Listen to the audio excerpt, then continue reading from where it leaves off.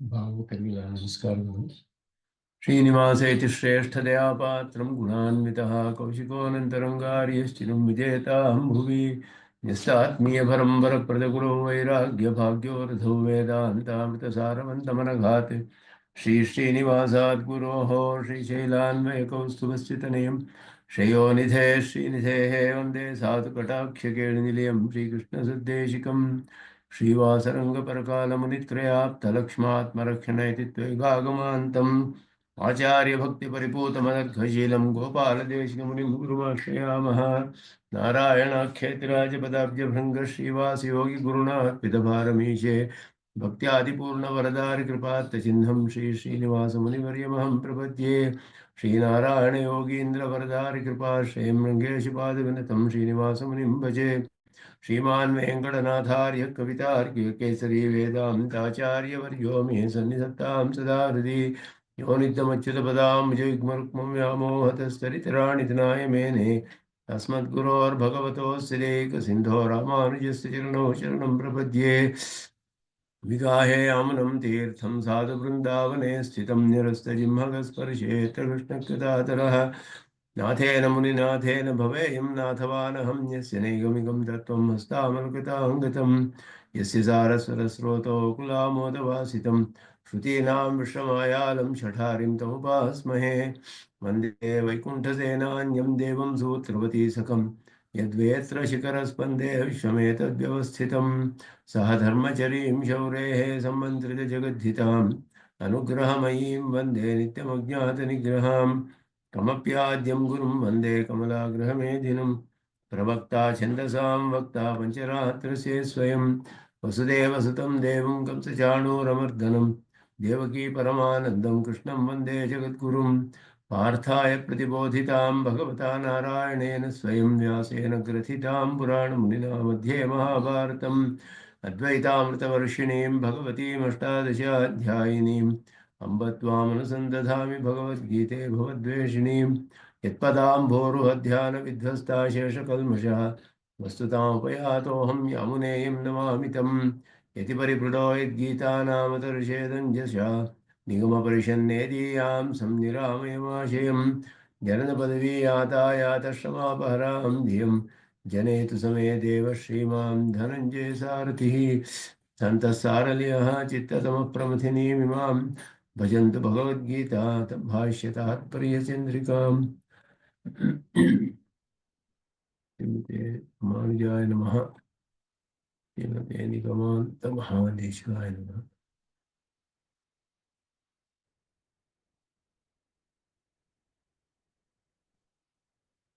ವ್ಯವಸಾಯಾತ್ಮಕ ಬುದ್ಧಿ ಏಕೇಹ ಕುರುನಂದನ ಅಂತ ಹೇಳಿ ಅದರಲ್ಲಿ ಭಾಷ್ಯಕಾರರು ಸ್ಪಷ್ಟವಾಗಿ ಕರ್ಮಗಳನ್ನು ಒಬ್ಬ ಮುಮುಕ್ಷು ಆದವನು ಹೇಗೆ ಮಾಡಬೇಕು, ಎಲ್ಲವೂ ಕೂಡ ಮೋಕ್ಷಾರ್ಥವಾಗಿಯೇ ಮಾಡೋದ್ರಿಂದ ಏಕಶಾಸ್ತ್ರಾರ್ಥ ಅನ್ನೋದು ಒಂದೇ ಪ್ರಯೋಜನಕ್ಕಾಗಿ ಯಾವುದೇ ಕರ್ಮಗಳನ್ನು ಮಾಡಿದರೂ ಕೂಡ ಮೋಕ್ಷ ಫಲವನ್ನೇ ಉದ್ದೇಶವಾಗಿಟ್ಟು ಅದಕ್ಕೆ ಸಾಧನವಾಗಿ ಸಹಾಯವಾಗಿ ಆ ರೀತಿಯಲ್ಲಿಯೇ ಆ ದೃಷ್ಟಿಯಿಂದಲೇ ಅವನು ಮುಮುಕ್ಷು ಆದವನು ಮಾಡಬೇಕು ಕರ್ಮಗಳನ್ನು ಅನ್ನೋದನ್ನು ಸ್ಪಷ್ಟವಾಗಿ ತಿಳಿಸಿದ್ರು.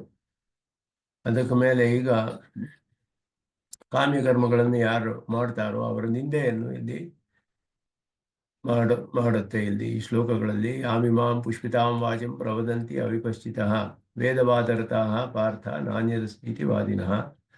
ಪುಷ್ಪಿತಾಂ ವಾಚಂ ಅಂದರೆ ಪರಿಮಳಭರಿತವಾಗಿ ಬಹಳ ಆಪಾತ ರಮಣೀಯವಾಗಿರೋದು ಅಂತ ಅರ್ಥ.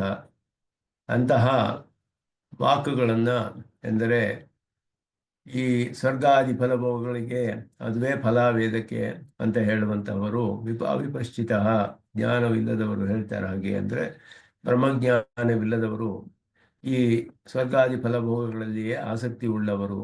ವೇದವಾದರತಾಹ ಅವುಗಳಲ್ಲಿ ಆಸೆ ಇರುವವರು. ಅನ್ಯದ ಸ್ಥಿತಿವಾದಿನಃ ಸ್ವರ್ಗಾದಿ ಫಲಗಳೇ ವೇದದಲ್ಲಿ ಹೇಳಿರುವುದು, ಅದಕ್ಕಿಂತ ಬೇರೆ ಹೆಚ್ಚಾದ ಫಲ ಯಾವುದೂ ಇಲ್ಲ ವೇದದಲ್ಲಿ ಅಂತ ಹೇಳುವಂತಹವರು. ಕಾಮಾತ್ಮಾನಃ ಸ್ವರ್ಗಪರಾಹ ಜನ್ಮಕರ್ಮ ಫಲಪ್ರದಾಂ ಕ್ರಿಯಾ ವಿಶೇಷ ಬಹುಲಾಂ ಭೋಗೇಶ್ವರ ಗತಿಂ ಪ್ರತಿ. ಭೋಗೈಶ್ವರ್ಯ ಪ್ರಸಕ್ತಾನಾಂ ತಯಾ ಅಪಹೃತ ಚೇತಸಾಂ ವ್ಯವಸಾಯಾತ್ಮಕ ಬುದ್ಧಿ ಸಮಾಧೋ ನ ವಿಧೀಯತೆ. ಅಂಥವರಿಗೆ ವ್ಯವಸಾಯಾತ್ಮಕವಾದ ಬುದ್ಧಿ ಯಾವುದು ಹೇಳಲ್ಪಟ್ಟಿತೋ ಅವರ ಮನಸ್ಸಿನಲ್ಲಿ ಆ ರೀತಿಯಾದ ನಿಶ್ಚಯ ಇರೋದಿಲ್ಲ. ಆತ್ಮನ ಸ್ವರೂಪ ಯಾಥಾತ್ಮ್ಯದ ನಿಶ್ಚಯ ಮನಸ್ಸಿನಲ್ಲಿ ಇರೋದಿಲ್ಲ ಅವರಿಗೆ. ಆದ್ದರಿಂದ ಅವರಿಗೆ ಕ್ರಿಯೆಯೇ ಬಹಳವಾಗುತ್ತೆ ಅವರು ಮಾಡುವ ಕರ್ಮಗಳಲ್ಲಿ, ಹೊರತು ಜ್ಞಾನವಿರೋದಿಲ್ಲ. ಬ್ರಹ್ಮಜ್ಞಾನವಿರದೆ ಮಾಡುವುದರಿಂದ ಕೇವಲ ಕ್ರಿಯಾತ್ಮಕವಾಗಿಬಿಡುತ್ತೆ. ಅದು ಅತ್ಯಧಿಕವಾದ ಕ್ರಿಯೆಯೇ ಅದರಲ್ಲಿ ಇರುತ್ತೆ ಅಂತ ಹೇಳುವಂಥದ್ದು. ಅವರೆಲ್ಲ ಸ್ವರ್ಗಾದಿ ಫಲಗಳನ್ನು ಮಾಡ್ತಾರೆ. ಆ ಫಲಗಳೆಲ್ಲ ಮುಗಿದ್ರೆ ಮತ್ತೆ ಇಲ್ಲಿ ಬಂದು ಮತ್ತೆ ಬೇರೆ ಒಂದು ಜನ್ಮವನ್ನು ತೆಗೆದುಕೊಂಡು ಮುಂದೆ ಇನ್ನೊಂದು ಶರೀರ ಬರುತ್ತೆ. ಹೀಗೆಯೇ ಈ ಜನ್ಮ ಸಂಸಾರದಲ್ಲಿ ಜನ್ಮ ಮರಣ ತುಂಬಿರುವಂತಹ ಚಕ್ರದಂತೆ ಇರುವಂತಹ ಈ ಸಂಸಾರದಲ್ಲಿಯೇ ಇರ್ತಾರೆ ಅಂತಹವರಿಗೆ ಆತ್ಮಯ ಸ್ವರೂಪಯಾತ ಆತ್ಮ್ಯದ ನಿಶ್ಚಯಾತ್ಮಕವಾದ ಬುದ್ಧಿ ಇರೋದಿಲ್ಲ, ವ್ಯವಸಾಯಾತ್ಮಕವಾದ ಬುದ್ಧಿ ಇರೋದಿಲ್ಲ ಅನ್ನೋದನ್ನು. ಯಾಕೆ ಅಂದರೆ ಅವರಿಗೆ ಈ ಸ್ವರ್ಗಾದಿ ಭೋಗಗಳಲ್ಲಿಯೇ ಇರುವ ವಿಷಯವನ್ನೇ ಹೇಳುತ್ತಲ್ಲ, ಅದರಲ್ಲಿಯೇ ಆಸಕ್ತವಾಗಿದೆ. ಸಂಘ ಉಂಟಾಗಿ ಅವರ ಮನಸ್ಸು ಬುದ್ಧಿಯು ಅಪಹೃತವಾಗಿದೆ ಅಂತ ಹೇಳ್ತಿರುವಂಥ ಶ್ಲೋಕಗಳು. ಯಾಮಿಮಾಂ ಪುಷ್ಪಿತಾಂ ಪುಷ್ಪ ಮಾತ್ರ ಫಲಾಂ ಆಪಾತ ರಮಣೀಯಾಂ ವಾಚಂ. ಬಹಳ ಕೇಳುವುದಕ್ಕೆ ಬಹಳ ಮೇಲ್ನೋಟದಲ್ಲಿ ಬಹಳ ರಮಣೀಯವಾಗಿ ಇರೋ ಹಾಗಿರುತ್ತೆ.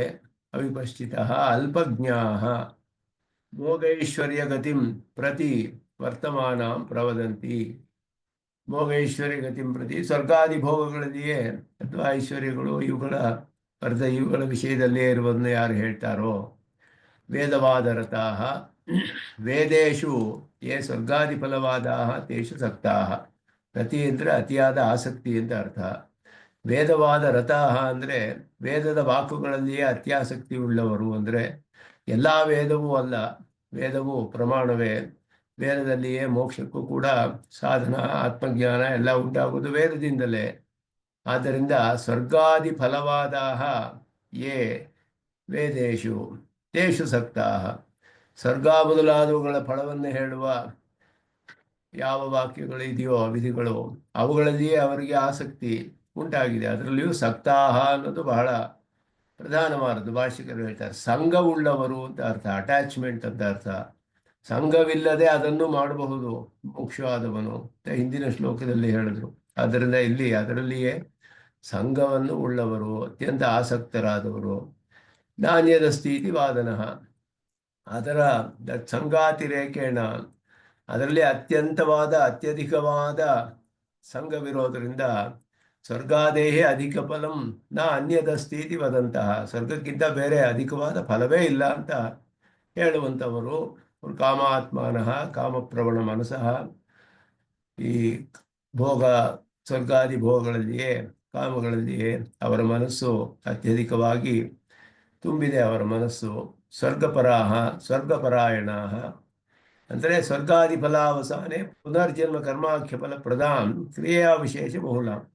ಸ್ವರ್ಗದ ಫಲವೆಲ್ಲ ಮುಗಿದ ಮೇಲೆ ಮತ್ತೆ ಇನ್ನೊಂದು ಜನ್ಮವನ್ನು ಉಂಟು ಮಾಡುವಂತಹ ಕರ್ಮ, ಅದುವೇ ಫಲ ಅಲ್ಲಿ ಅಂತ ಹೇಳಿದ್ರೆ ಸ್ವರ್ಗ ಪುನರ್ಜನ್ಮ ಕರ್ಮಾಖ್ಯ ಫಲಪ್ರದಾಂ ಹೇಳಿದ್ರು.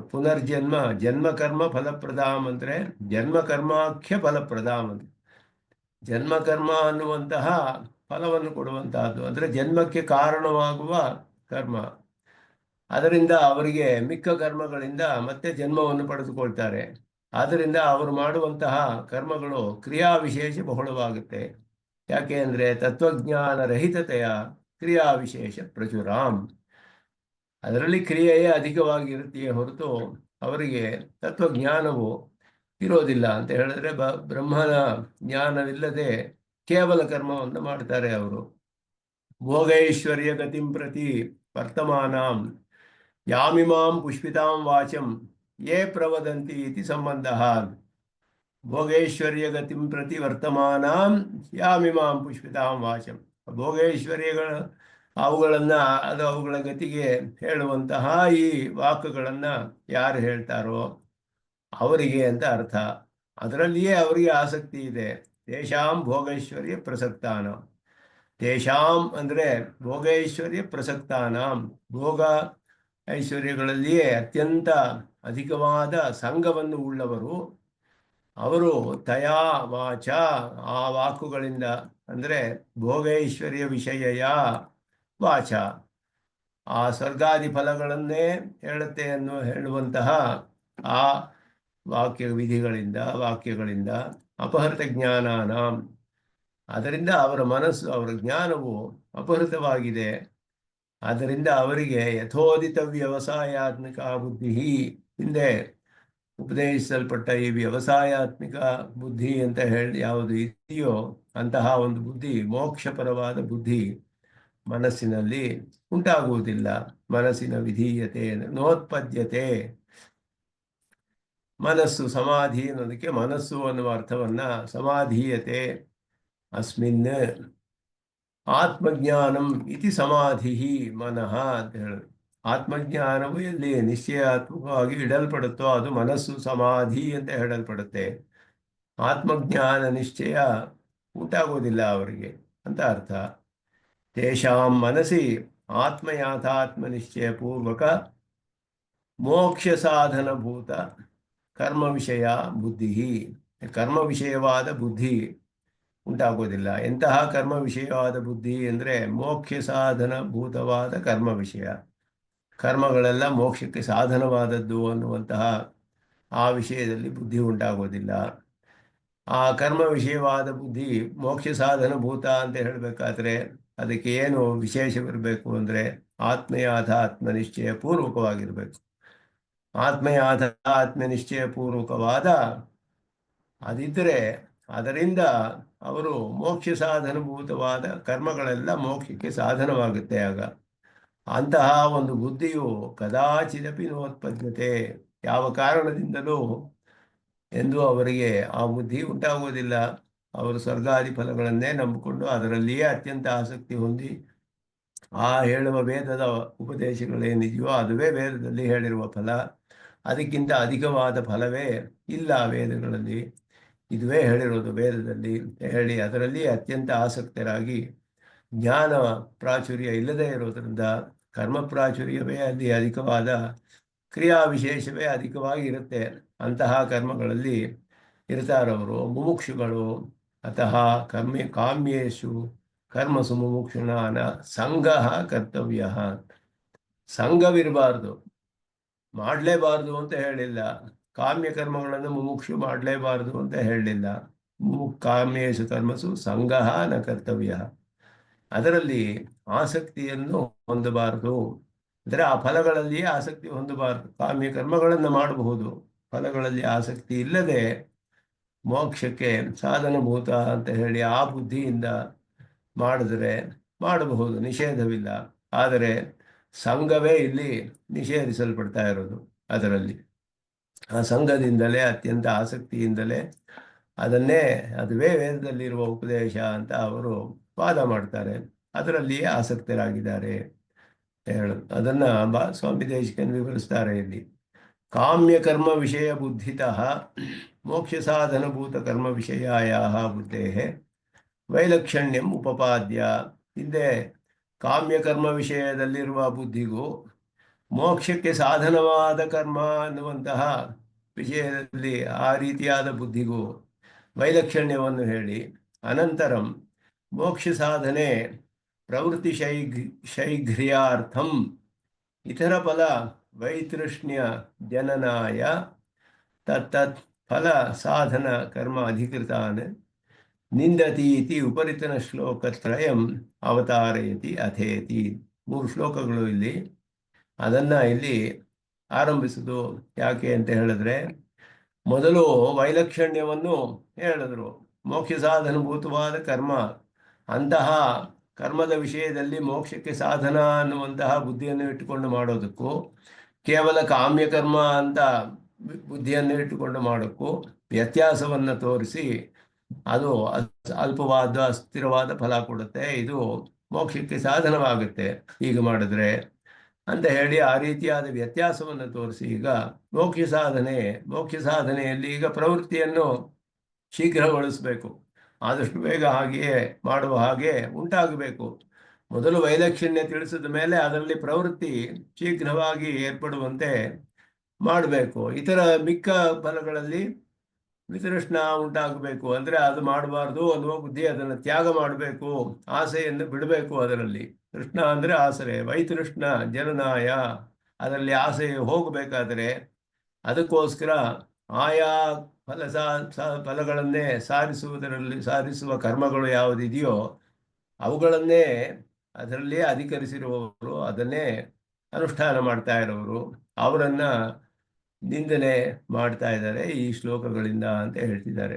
ಆದ್ದರಿಂದ ಇಲ್ಲಿ ಇದರಿಂದ ಕಾಮ್ಯ ಕರ್ಮಗಳಿಗೂ ಅದಕ್ಕೂ ವ್ಯತ್ಯಾಸ ತೋರಿಸಿದ ಮೇಲೆ ಇದರಲ್ಲಿ ಆಸೆ ಉಂಟಾಗಬೇಕಾದ್ರೆ ಇದರಲ್ಲಿ ಆಸೆಯನ್ನು ಬಿಡಬೇಕು. ಇನ್ನೊಂದರಲ್ಲಿ ಅದರಲ್ಲಿಯೇ ಆಸೆ ಅವರ ನಿಂದೆ ಮಾಡಿ ಅದನ್ನು ಬಿಡಬೇಕಾದದ್ದು ಮುಮುಕ್ಷ ಆದವನು ಅಂತ ಹೇಳಿ ಇದರಲ್ಲಿ ಪ್ರವೃತ್ತಿಯು ಬೇಗ ಉಂಟಾಗುವ ಹಾಗೆ ಮಾಡುವಂತಹ ಶ್ಲೋಕಗಳು ಇದು ಅಂತ ಹೇಳ್ತಾ ಇದ್ದಾರೆ. ಇಲ್ಲಿ ಕಾಮ್ಯ ಕರ್ಮ ಅಧಿಕೃತಾನ್ ಇತಿ, ಇಲ್ಲಿ ಆರಂಭದಲ್ಲಿ ಹೇಳುವಾಗ ಕಾಮ್ಯ ಕರ್ಮ ಅಧಿಕೃತಾನ್ ನಿಂದತಿ ಅಂತ ಹೇಳೋದು. ಆದ್ದರಿಂದ ಕಾಮ್ಯ ಕರ್ಮಸು ಸ್ವರ್ಗಾದಿ ಸ್ವಾಭಿಲಷಿತ ಸಾಧನತ್ವ ಸ್ವಾರ್ಥತಾ ಬುದ್ಧಿಯುಕ್ತಾನ್ ಇತ್ಯರ್ಥ. ಅದನ್ನ ಕಾಮ್ಯ ಕರ್ಮ ಅಧಿಕೃತಾನ್ ಅಂತ ಹೇಳಿದ್ರೆ ಕಾಮ್ಯ ಕರ್ಮವನ್ನು ಮಾಡ್ತಾ ಇರೋರು ಅವರನ್ನೆಲ್ಲ ನಿಂದೆ ಮಾಡ್ತಾರೆ ಅಂತ ಹೇಳಿದ್ರೆ, ಎಲ್ಲಾ ಕಾಮ್ಯ ಕರ್ಮಗಳನ್ನು ಮಾಡುವವರು ನಿಂದೆ ಮಾಡ್ತಿಲ್ಲ. ಜನಕರು ಕಾಮ್ಯ ಕರ್ಮವನ್ನು ಮಾಡಿದ್ರು. ಅವರು ಹೇಳೋದು ಲೋಕ ಸಂಗ್ರಹಮೇವಾಪಿ ಸಂಪಶ್ಯನ್ ಕರ್ತುಮರ್ಹತಿ ಅಂತ ಆಸ್ಥಿತ ಜನಕಾದೇಹ ಅಂತ ಹೇಳಿದ್ರಲ್ಲ, ಅವರು ಮಾಡ್ತಾ ಇದ್ರಲ್ಲ, ಅವರು ನಿಂದೆ ಇಲ್ಲ. ಇಲ್ಲಿ ಯಾರನ್ನ ಇಲ್ಲಿ ಕಾಮ್ಯ ಕರ್ಮಗಳಲ್ಲಿ ನಿಂದೆ ಮಾಡ್ತಿರೋದು ಅಂದ್ರೆ ಸ್ವರ್ಗಾದಿ ಸ್ವಾಭಿಲಷಿತ ಫಲ ಸಾಧನತ್ವ ಸ್ವಾರ್ಥತಾ ಬುದ್ಧಿಯುಕ್ತಾನೇ. ಆದ್ದರಿಂದ ತಮಗೆ ಇಷ್ಟವಾದ ಸ್ವರ್ಗವೇ ಮೊದಲಾದ ಫಲಗಳನ್ನು ಸಾರಿಸುವಂತಹ ಸ್ವಾರ್ಥದಲ್ಲಿ ಯಾರು ತೊಡಗಿದಾರೋ ಅವರನ್ನ ನಿಂದೆ ಮಾಡ್ತಾ ಇರೋದು. ಕಾಮ್ಯ ಕರ್ಮಗಳನ್ನ ಸ್ವರ್ಗಾದಿ ಫಲಗಳಿಗೋಸ್ಕರವೇ ಇದಿರೋದು, ಇದುವೇ ನಮಗೆ ಇದಕ್ಕಿಂತ ಹೆಚ್ಚಾದ ಫಲವೇ ಇಲ್ಲ, ಇದನ್ನೇ ಮಾಡಬೇಕು, ಈ ಫಲಕ್ಕೋಸ್ಕರವೇ ಮಾಡಬೇಕು ಅಂತ ಯಾರಿದ್ದಾರೋ ಅಂತಹವರನ್ನ ಇಲ್ಲಿ ನಿಂದೆ ಮಾಡ್ತಿರೋದು ಅಂತ ಹೇಳಿದ್ರು. ಪುಷ್ಪಿತಾಮಿತಿ ಏತತ್ ಫಲ ಛೇದ ಮುಖೇನ ಅಸುಖೋದರ್ಕ ಪರತ್ವಂ ಅಭಿಪ್ರಾಯೇಣ ಆಪಾತ ರಮಣೀಯಾಂ ಇತಿ ಅಂತ ಹೇಳಿದ್ರು. ಅಸುಖವನ್ನೇ ಮೇಲೆ ಮೇಲೆ ಮೇಲೆ ಮೇಲೆ ಪರಂಪರೆಯಾಗಿ ಅಸುಖವನ್ನೇ ಉಂಟು ಮಾಡುತ್ತೆ ಎಂದು ಪುಷ್ಪಿತಾಮ್ ಅಂತ ಹೇಳೋದ್ರಿಂದ ಅದು ತತ್ಫಲ ವ್ಯವಚ್ಛೇದಾಯ ಇತಿ ಏತತ್ ಪುಷ್ಪಿತಾಮಿತಿ ಏತತ್ ಫಲವ್ಯವಚ್ಛೇದ ಮುಖೇನ, ಫಲವನ್ನ ಬೇರೆ ಮಾಡಿಸಿ ಪುಷ್ಪಿತಾಂ ವಾಚಂ ಅಂತ ಹೇಳಿದ್ರೆ ಕಾಮ್ಯ ಕರ್ಮಗಳಿಗೆ ಸ್ವರ್ಗಾದಿ ಫಲಗಳನ್ನು ಮೋಕ್ಷ ಫಲಕ್ಕಿಂತ ಬೇರೆ ಮಾಡಿಸಿ ವ್ಯವಚ್ಛೇದ ಮಾಡಿ, ಇದರಲ್ಲಿ ಅಸುಖದ ಉದರ್ಕವೇ ಇದೆ. ಉದರ್ಕ ಅಂದರೆ ಮೇಲೆ ಮೇಲೆ ಬರ್ತಾ ಇರೋದು ಅಂತ ಅರ್ಥ. ಮೇಲೆ ಮೇಲೆ ಬರ್ತಾ ಇರುತ್ತೆ, ಪರಂಪರೆಯಾಗಿ ಅಸುಖವೇ ಬರ್ತಾ ಇರುತ್ತೆ ಅನ್ನೋದನ್ನ ಇಲ್ಲಿ ಆಪಾತರಮಣೀಯಾಂ ಅಂತ ಹೇಳ್ತಾರೆ. ಅಲ್ಪಜ್ಞಾಹ ಅವಿಪಶ್ಚಿತ ಅಂದರೆ ಅಲ್ಪಜ್ಞರು ಅಂತ ಅರ್ಥ ಮಾಡೋದು. ವಿಪಶ್ಚಿತ್ ಅಂದರೆ ಒಳ್ಳೆಯ ಜ್ಞಾನಿ ಆದವನು, ಅವಿಪಶ್ಚಿತ ಅಂದರೆ ಅಜ್ಞಾನಿ, ಅಲ್ಪಜ್ಞರು. ಅದು ವಿವಿಧಂ ಪಶ್ಯಚಿತ್ವಂ ಹಿ ವಿಪಶ್ಚಿತ್ವಂ. ವಿಪಶ್ಚಿತ್ ಅನ್ನುವ ಶಬ್ದಕ್ಕೆ ಯಾವ ಪ್ರತ್ಯಯ ಸೇರುತ್ತೆ, ಯಾವುದು ಹೇಗೆ ಅಂದರೆ ಅದೆಲ್ಲ ಹೇಳಕ್ಕಾಗಲ್ಲ ವ್ಯಾಕರಣದಲ್ಲಿ. ಅದಕ್ಕೆ ಪೃಷೋದರ ಯಥೋಪದಿಷ್ಟಂ ಅಂದ್ರೆ ಪೃಷೋದರ ಮೊದಲಾದ ಶಬ್ದಗಳಂತೆ ಅದು ಹೇಗಿದೆಯೋ ಹಾಗೆ ಉಪಯೋಗಿಸ್ಬೇಕಷ್ಟೇ. ಅದಕ್ಕೆ ಇನ್ನೇನು ವಿವರಣೆ ಕೊಡೋಕ್ಕಾಗೋದಿಲ್ಲ. ವ್ಯಾಕರಣದಲ್ಲಿ ಈ ಸೂತ್ರ ಹೇಳಿದ್ರು, ಎಷ್ಟೋ ಶಬ್ದಗಳು ಬರುತ್ತೆ ಶಾಸ್ತ್ರಗಳಲ್ಲಿ, ಗ್ರಂಥಗಳಲ್ಲಿ, ವೇದಗಳಲ್ಲಿ, ಹಾಗೆಯೇ ಆರ್ಷ ಗ್ರಂಥಗಳಲ್ಲಿ ಬೇಕಾದಷ್ಟು ಶಬ್ದಗಳಿದೆ. ಪೃಷೋದರ ಅನ್ನುವ ಶಬ್ದ ಪೃಷತ್ ಉದರ ಅಂತ ಇರಬೇಕದು. ಪೃಷತ್ ಉದರ ಪೃಷೋದರ ಆಗ್ಬಿಟ್ಟಿದೆ, ಪೃಷೋದರ ಆಗ್ಬಿಟ್ಟಿದೆ. ಅದು ಲೋಪ ಆಗಿ ಬರುತ್ತೆ ಅಷ್ಟೇ. ಅದಕ್ಕೆ ಇನ್ನೇನು ವಿವರಣೆ ಕೊಡೋಕ್ಕಾಗೋದಿಲ್ಲ. ಆ ರೀತಿ ಎಷ್ಟೋ ಶಬ್ದಗಳಿದೆ. ಅದರಂತೆ ಅದು ಹೇಗೆ ಉಪದಿಷ್ಟವಾಗಿದೆ, ಹೇಗೆ ಕಂಡು ಬರುತ್ತೋ ಹಾಗೆ ಉಪಯೋಗಿಸ್ಬೇಕು. ವಿಪಶ್ಚಿತ್ ಅನ್ನೋ ಶಬ್ದ ಹೇಗೆ ಉತ್ಪನ್ನವಾಗುತ್ತೆ ಅಂದರೆ ಹೇಳಕ್ಕಾಗಲ್ಲ. ಅದಕ್ಕೆ ಹೇಗೆ ಹೇಳಬೇಕು ಅಂದರೆ ವಿವಿಧಂ ಪಶ್ಯತ್ ಚಿತ್ವಂ ವಿವಿಧಂ ಪಶ್ಯತ್ ಚಿತ್ವಂ ಅಂತ ಅಷ್ಟೇ ಅದಕ್ಕೆ ಹೇಳಕ್ಕೆ ಸಾಧ್ಯ. ಪಶ್ಯತ್ ಚಿತ್ವಂ ಪಶ್ಚಿತ್ವಂ ಆಗ್ಬಿಡುತ್ತೆ. ಅದರಲ್ಲಿ ಯತ್ ಅನ್ನೋದು ಲೋಪವಾಗುತ್ತೆ ಅಂತ ನಾವು ಅರ್ಥ ಮಾಡ್ಕೊಳ್ಬೇಕು ಶಬ್ದ ನೋಡಿದ ಮೇಲೆ. ಪಶ್ಯತ್ ಚಿತ್ವಂ ಪಶ್ಚಿತ್ವಂ ಯತ್ ಹೋಯ್ತಲ್ಲಿ, ಯತ್ ಲೋಪವಾಗಿ ಆಗಿದೆ ಅಷ್ಟೇ. ಅದಕ್ಕೆ ವಿವರಣೆ ಕೊಡಬೇಕಾದ್ರೆ ವ್ಯುತ್ಪತ್ತಿ ಹೇಗೆ ಅಷ್ಟೇ ಅದಕ್ಕೆ ಹೇಳಬೇಕು. ಪಶ್ಯತ್ ಶಬ್ದ ಅವಯವಸ್ಯ ಯತ್ ಶಬ್ದಸ್ಯ ಲೋಪಃ. ಪೃಷೋದರ ಥರ ಆ ರೀತಿ ಕೆಲವು ಎಷ್ಟೋ ಶಬ್ದಗಳಿದೆ, ಬೇಕಾದಷ್ಟು ಬರುತ್ತೆ ಗ್ರಂಥಗಳಲ್ಲಿ. ಅದನ್ನು ಈ ರೀತಿ ಅರ್ಥ ಮಾಡ್ಕೊಳ್ಬೇಕು. ಅದನ್ನೆಲ್ಲ ಸೇರಿಸಿ ಒಂದು ಸೂತ್ರ ಹಾಕಿದ್ರು ಆ ಪಾಣಿನಿ, ಈ ರೀತಿ ಅರ್ಥ ಮಾಡ್ಕೊಳ್ಳಿ. ಆದ್ದರಿಂದ ಇದಕ್ಕೆ ವಿಪಶ್ಚಿತ್ವ ಅಂದರೆ ವಿವಿಧಂ ಪಶ್ಯತ್ ಚಿತ್ವಂ ಅಂದರೆ ಅನೇಕ ವಿಷಯಗಳನ್ನು ತಿಳಿಯುವವನು ಬಹುಜ್ಞ ಅನ್ನುವ ಅರ್ಥ ಬರುತ್ತೆ ಅಲ್ಲಿ. ಅವಿಪಶ್ಚಿತೆ ಅಂದರೆ ಅಲ್ಪಜ್ಞ ಅಂತ ಅರ್ಥ. ಅವಿಪಶ್ಚಿತೆ ವೇದದಲ್ಲಿಯೂ ಬರುತ್ತೆ, ವಿಪಶ್ಚಿತ ಬ್ರಹ್ಮಣ ಸಹ ಅಂತ ಹೇಳಿಬಿಟ್ಟು ವಿಪಶ್ಚಿತ್ ಶಬ್ದ, ಈ ರೀತಿ ಶಬ್ದಗಳು. ತದ್ವ್ಯತಿರೇಕ ಚ ಅತ್ರ ಉಪನಿಷತ್ ಸಾಧ್ಯ ಸ್ಥಿರ ಅಸ್ಥಿರಾದಿ ವಿವೇಕ ಅಭಾವಾತ್ ಅಲ್ಪಜ್ಞತ್ವಂ ಇತಿ ಭಾವ. ಬಹುಜ್ಞತ್ವ ವಿಪಶ್ಚಿತ್ವ ಅಂದರೆ ಅದಕ್ಕೆ ವ್ಯತಿರೇಕ, ಅದಕ್ಕೆ ವಿರುದ್ಧವಾದದ್ದು. ಇಲ್ಲಿ ಉಪನಿಷತ್ತಿನಿಂದ ಸಾಧ್ಯವಾದ ಸ್ಥಿರ ಅಸ್ಥಿರ ಮೊದಲಾದ ವಿವೇಕ ಇಲ್ಲದೆ ಇರೋದ್ರಿಂದ, ಉಪನಿಷತ್ತಿನ ಅಧ್ಯಯನ ಮಾಡಿದ್ರೆ ಯಾವುದು ಸ್ಥಿರ ಯಾವುದು ಅಸ್ಥಿರ ಅನ್ನೋದು ಸ್ಪಷ್ಟವಾಗಿ ತಿಳಿಯುತ್ತೆ. ಸ್ಥಿರವಾದ ಫಲವನ್ನು ಉಪನಿಷತ್ತು ತಿಳಿಸುತ್ತೆ. ಆದ್ದರಿಂದ ಪೂರ್ವಕಾಂಡದಲ್ಲಿಯೂ ಕೆಲವು ಫಲಗಳು ಸ್ಥಿರವಾಗಿರೋ ಹಾಗೆ ಕಂಡು ಬರುತ್ತೆ ನಮಗೆ. ಆಸೋ ಅಪಾಮ ಸೋಮಂ ಅಮೃತಾ ಭೂಮ ಅಂತೇಳಿ ಅಮೃತರಾಗ್ತೀವಿ, ಸ್ಥಿರವಾಗಿದೆಯೋ ಅಂತ ಸಂದೇಹ ಬರುತ್ತೆ. ಉಪನಿಷತ್ತು ಓದಿದ್ರೇ ಗೊತ್ತಾಗುತ್ತೆ. ಆವಾಗ ಪ್ಲವಾಕ್ಯತೆ ಅದೃಢ ರೂಪ ಮೊದಲಾದದ್ದೆಲ್ಲ, ಇವುಗಳೆಲ್ಲ ಅಸ್ಥಿರ. ಮೋಕ್ಷ ಫಲ ಒಂದೇ ಸ್ಥಿರ. ಆದ್ದರಿಂದ ಉಪನಿಷತ್ತಿನಿಂದ ಸಾಧ್ಯವಾದಂತಹ ಸ್ಥಿರ ಅಸ್ಥಿರ ಮೊದಲಾದ ವಿವೇಕವು ಯಾರಿಗೆ ಇಲ್ಲವೋ ಅವರು ಅಲ್ಪಜ್ಞರು, ಅವಿಪಶ್ಚಿತ ಅಂತ ಅರ್ಥ ಮಾಡಿದ್ರು. ಜನ್ಮ ಕರ್ಮ ಅನ್ನೋದಕ್ಕೆ ಗತಿ ವಿಶೇಷಣತ್ವ ಭ್ರಮ ವಿದಾಸಾಯ. ಗತಿ ವಿಶೇಷಣ ಜನ್ಮಕರ್ಮ ಅನ್ನೋದು ಗತಿ ವಿಶೇಷಣವನ್ನೇ ಹೇಳ್ತಿಲ್ಲ. ಗತಿಂ ಪ್ರತಿ ಇತ್ಯಸ್ಯ ಅಪೇಕ್ಷಿತ ಪೂರ್ಣಾಯ ಚ ಕ್ರಮಂ ಉಲ್ಲಂಘ್ಯ ಪ್ರಾಗೇವ ಉಪಾತ್ತಂ ಭೋಗೈಶ್ವರ್ಯ ಗತಿಂ ಪ್ರತಿ ವರ್ತಮಾನಾಂ. ಮೊದಲೇ ಭೋಗೈಶ್ವರ್ಯ ಗತಿಂ ಪ್ರತಿ ವರ್ತಮಾನಾಂ, ಭೋಗೈಶ್ವರ್ಯ ಗತಿಂ ಪ್ರತಿ ಜನ್ಮ ಕರ್ಮ ಫಲಪ್ರದಾಂ ಅನ್ನೋದಕ್ಕೆ ಇದು ಭೋಗೈಶ್ವರ್ಯ ಗತಿಂ ಪ್ರತಿ ಮೊದಲು ಹೇಳಿಬಿಟ್ರು. ಇಲ್ಲಿ ಗತಿ ಶಬ್ದಕ್ಕೆ ಅರ್ಥವನ್ನ ಇಲ್ಲಿ ಹೇಳಿ, ಜನ್ಮಕರ್ಮ ಅನ್ನೋದು ಗತಿಯನ್ನು ತಿಳಿಸೋದಿಲ್ಲ, ಜನ್ಮಕರ್ಮ ಫಲವನ್ನು ಕೊಡುವಂತಹದ್ದು, ಮತ್ತೆ ಜನ್ಮ ಉಂಟು ಆಗುವಂತಹ ಕರ್ಮವನ್ನು ಕೊಡುವಂತಹದ್ದು ಅಂತ ಅರ್ಥ. ವಾಚಂ ಇತ್ಯೇತಸ್ಯ ಕಾಮ್ಯ ವಿಧಿಭಾಗಪರತ್ವಂ ಉಕ್ತಂ ಭವತಿ. ವಾಚಂ ಪ್ರವದಂತಿ ಅವಿಪಶ್ಚಿತಃ ಪುಷ್ಪಿತಾಂ ವಾಚಂ ಪ್ರವದಂತಿ ಅವಿಪಶ್ಚಿತಃ. ವಾಚಂ ಪುಷ್ಪಿತಾಂ ವಾಚಂ ಅಂತ ಹೇಳೋದ್ರಿಂದ ಕಾಮ್ಯ ವಿಧಿ ಭಾಗ ಪರತ್ವಾದ ಭಾಗ, ಕಾಮ್ಯ ವಿಧಿ ಭಾಗವನ್ನೇ ತಿಳಿಸುತ್ತೆ. ಅದು ಕಾಮ್ಯ ಫಲಗಳನ್ನು ವಿಧಿಸುವಂತಹ ವೇದ ಭಾಗವನ್ನು ತಿಳಿಸುತ್ತೆ. ಸಾಮಾನ್ಯೇನ ವೈದಿಕನಿಂದ ಭ್ರಮಂ ಅಪಾಕರೋತಿ ಸ್ವರ್ಗಾದಿ ಫಲವಾದ ಅಂತ. ಇದರಿಂದ ವೈದಿಕ ನಿಂದೆ ಇಲ್ಲ. ಯಾಮಿಮಾಂ ಪುಷ್ಪಿತಾಂ ವಾಚಂ ಪ್ರವದಂತಿ ವೇದವಾದರತಃ ಅಂತ ಹೇಳಿದ್ರೆ ವೇದವನ್ನೇ ನಿಂದೆ ಮಾಡ್ತಾ ಇಲ್ಲ. ಇಲ್ಲಿ ವೇದದಲ್ಲಿ ಕಾಮ್ಯಕರ್ಮವೇ ಇರೋದು, ಬೇರೆ ಅಧಿಕ ಫಲವೇ ಇಲ್ಲ ಅಂತ ಹೇಳ್ತಿದಾರಲ್ಲ. ಸ್ವರ್ಗಾದಿ ಫಲವನ್ನು ಕೊಡುವಂತಹ ಆ ವಿಧಿಗಳು ಏನೇನಿದೆಯೋ ವಿಧಿಭಾಗಗಳು ವಿಧಿಸೋದು, ಆ ಸ್ವರ್ಗಾದಿ ಫಲಗಳು ಅಷ್ಟೇ ಇದುವೇ ಅತ್ಯಂತ ಹೆಚ್ಚಾದ ಫಲ ಅಂತ ಯಾರು ವಾದ ಮಾಡ್ತಾರೋ ಅಂಥವರ ವಿಷಯವನ್ನೇ ಇಲ್ಲಿ ಹೇಳ್ತಿರೋದೇ ಹೊರತು ವೈದಿಕ ನಿಂದೆ, ಸಾಮಾನ್ಯವಾಗಿ ವೈದಿಕ ನಿಂದೆ ಇಲ್ಲ ಇಲ್ಲಿ. ವೇದ ಶಬ್ದ ಅತ್ರ ವೇದೇಶು ವೇದಾಂತೇಶು ಗೀಯತೆ ಇತ್ಯಾದವಿವ ಕರ್ಮಭಾಗಪರಃ. ಇದು ಕೆಲವು ಕಡೆ ವೇದದಲ್ಲಿ ವೇದ ಅಂತ ಹೇಳಿದ್ರೆ ಪೂರ್ಣವಾಗಿ ವೇದಶಾಸ್ತ್ರಾತ್ ಪರನ್ನಾಸ್ತಿ ಅಂದರೆ ಶಾಸ್ತ್ರ ಅಂದರೆ ವೇದ ಪರಿಪೂರ್ಣವಾಗಿ ಎಲ್ಲ ಒಂದೇ ವೇದ, ಐಕಶಾಸ್ತ್ರೀಯ ಎಲ್ಲವನ್ನು ಹೇಳಿದ್ರು. ಪೂರ್ವಮೀಮಾಂಸೆ ಉತ್ತರ ಮೀಮಾಂಸೆಗೆ ಐಕಶಾಸ್ತ್ರೀಯವನ್ನು ನಿರೂಪಣೆ ಮಾಡಬೇಕಾದ್ರೆ ವೇದದಲ್ಲಿ ಕರ್ಮಭಾಗ ಮತ್ತು ಜ್ಞಾನ ಭಾಗ ಎರಡೂ ಒಂದೇ ಅಂತಾನೆ ನಿರೂಪಿತವಾದರೆ ಆಗ ಪೂರ್ವಮೀಮಾಂಸ ಉತ್ತರ ಮೀಮಾಂಸೆಗೆ ಐಕಶಾಸ್ತ್ರೀಯ ಉಂಟಾಗುತ್ತೆ ನಮಗೆ. ಯಾಕೆ ಅಂದರೆ ವೇದಾಧ್ಯಯನ ಅಂತ ಹೇಳಿದ್ರೆ ಏನರ್ಥ? ಬರೀ ಸಂಹಿತೆ ಅಲ್ಲ, ಬರೀ ಬ್ರಾಹ್ಮಣ ಅಲ್ಲ, ಉಪನಿಷತ್ತು ಸೇರಿ ಪೂರ್ಣವಾದ ಅಧ್ಯಯನವೇ ವೇದಾಧ್ಯಯನ ಅಂತ ಅರ್ಥ.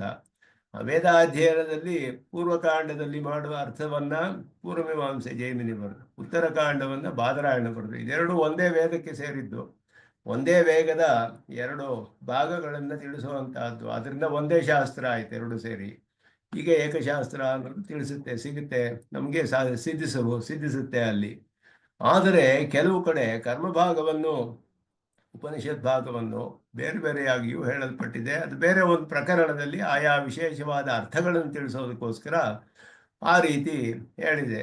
ಆದ್ದರಿಂದ ಇಲ್ಲಿ ವೇದೇಶು ವೇದಾಂತೇಶು ಗೀಯತೆ ಅಂತ ಹೇಳಿದಾಗ ಪರಮಾತ್ಮನೇ ಸರ್ವೇಶ್ವರನಾದವನು ಅಂತ ಹೇಳುವಂತಹ ವಾಕ್ಯ ಅದು. ಅದನ್ನು ವೇದೇಶು ವೇದಾಂತೇಶು ಗೀಯತೆ ಅಂತ ಹೇಳಿ ವೇದಗಳಲ್ಲಿಯೂ ವೇದಾಂತಗಳಲ್ಲಿಯೂ ಅಂತ ಹೇಳಿದ್ರು. ಇಲ್ಲಿ ಹೇಳುವಾಗ ವೇದಾಂತದಲ್ಲಿ ವಿಷ್ಣು ಪುರಾಣದಲ್ಲಿ ಬರುತ್ತೆ. ವಿಷ್ಣು ನಾಮ ಸ ವೇದೇಶು ವೇದಾಂತೇಶು ಚ ಗೀಯತೆ.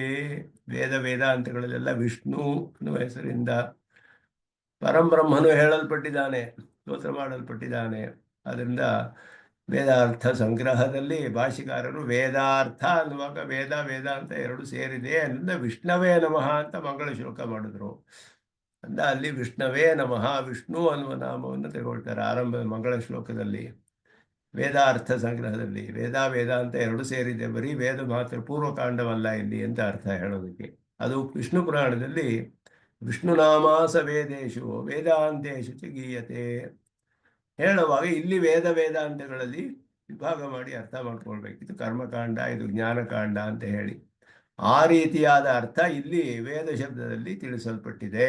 ವೇದವಾದರತಃ ಅನ್ನುವಾಗ ಇಲ್ಲಿ ಹೇಳಿದೆಯಲ್ಲ, ಈ ವೇದಾರ್ಥ ಪೂರ್ವಭಾಗ ಕರ್ಮಭಾಗ ಪರವಾದದ್ದು ಅಂತ ಇಲ್ಲಿ ಹೇಳ್ತಾರೆ. ಯಾಕೆ ಅಂದರೆ ಇಲ್ಲಿ ಕಾಮ್ಯಕರ್ಮವೇ ಅಧಿಕವಾದ ಫಲ ಅಂತ ವಾದ ಮಾಡುವವರು ಪೂರ್ವಮೀಮಾಂಸಕರು ಹಾಗೆಯೇ ಹೇಳ್ತಾರೆ.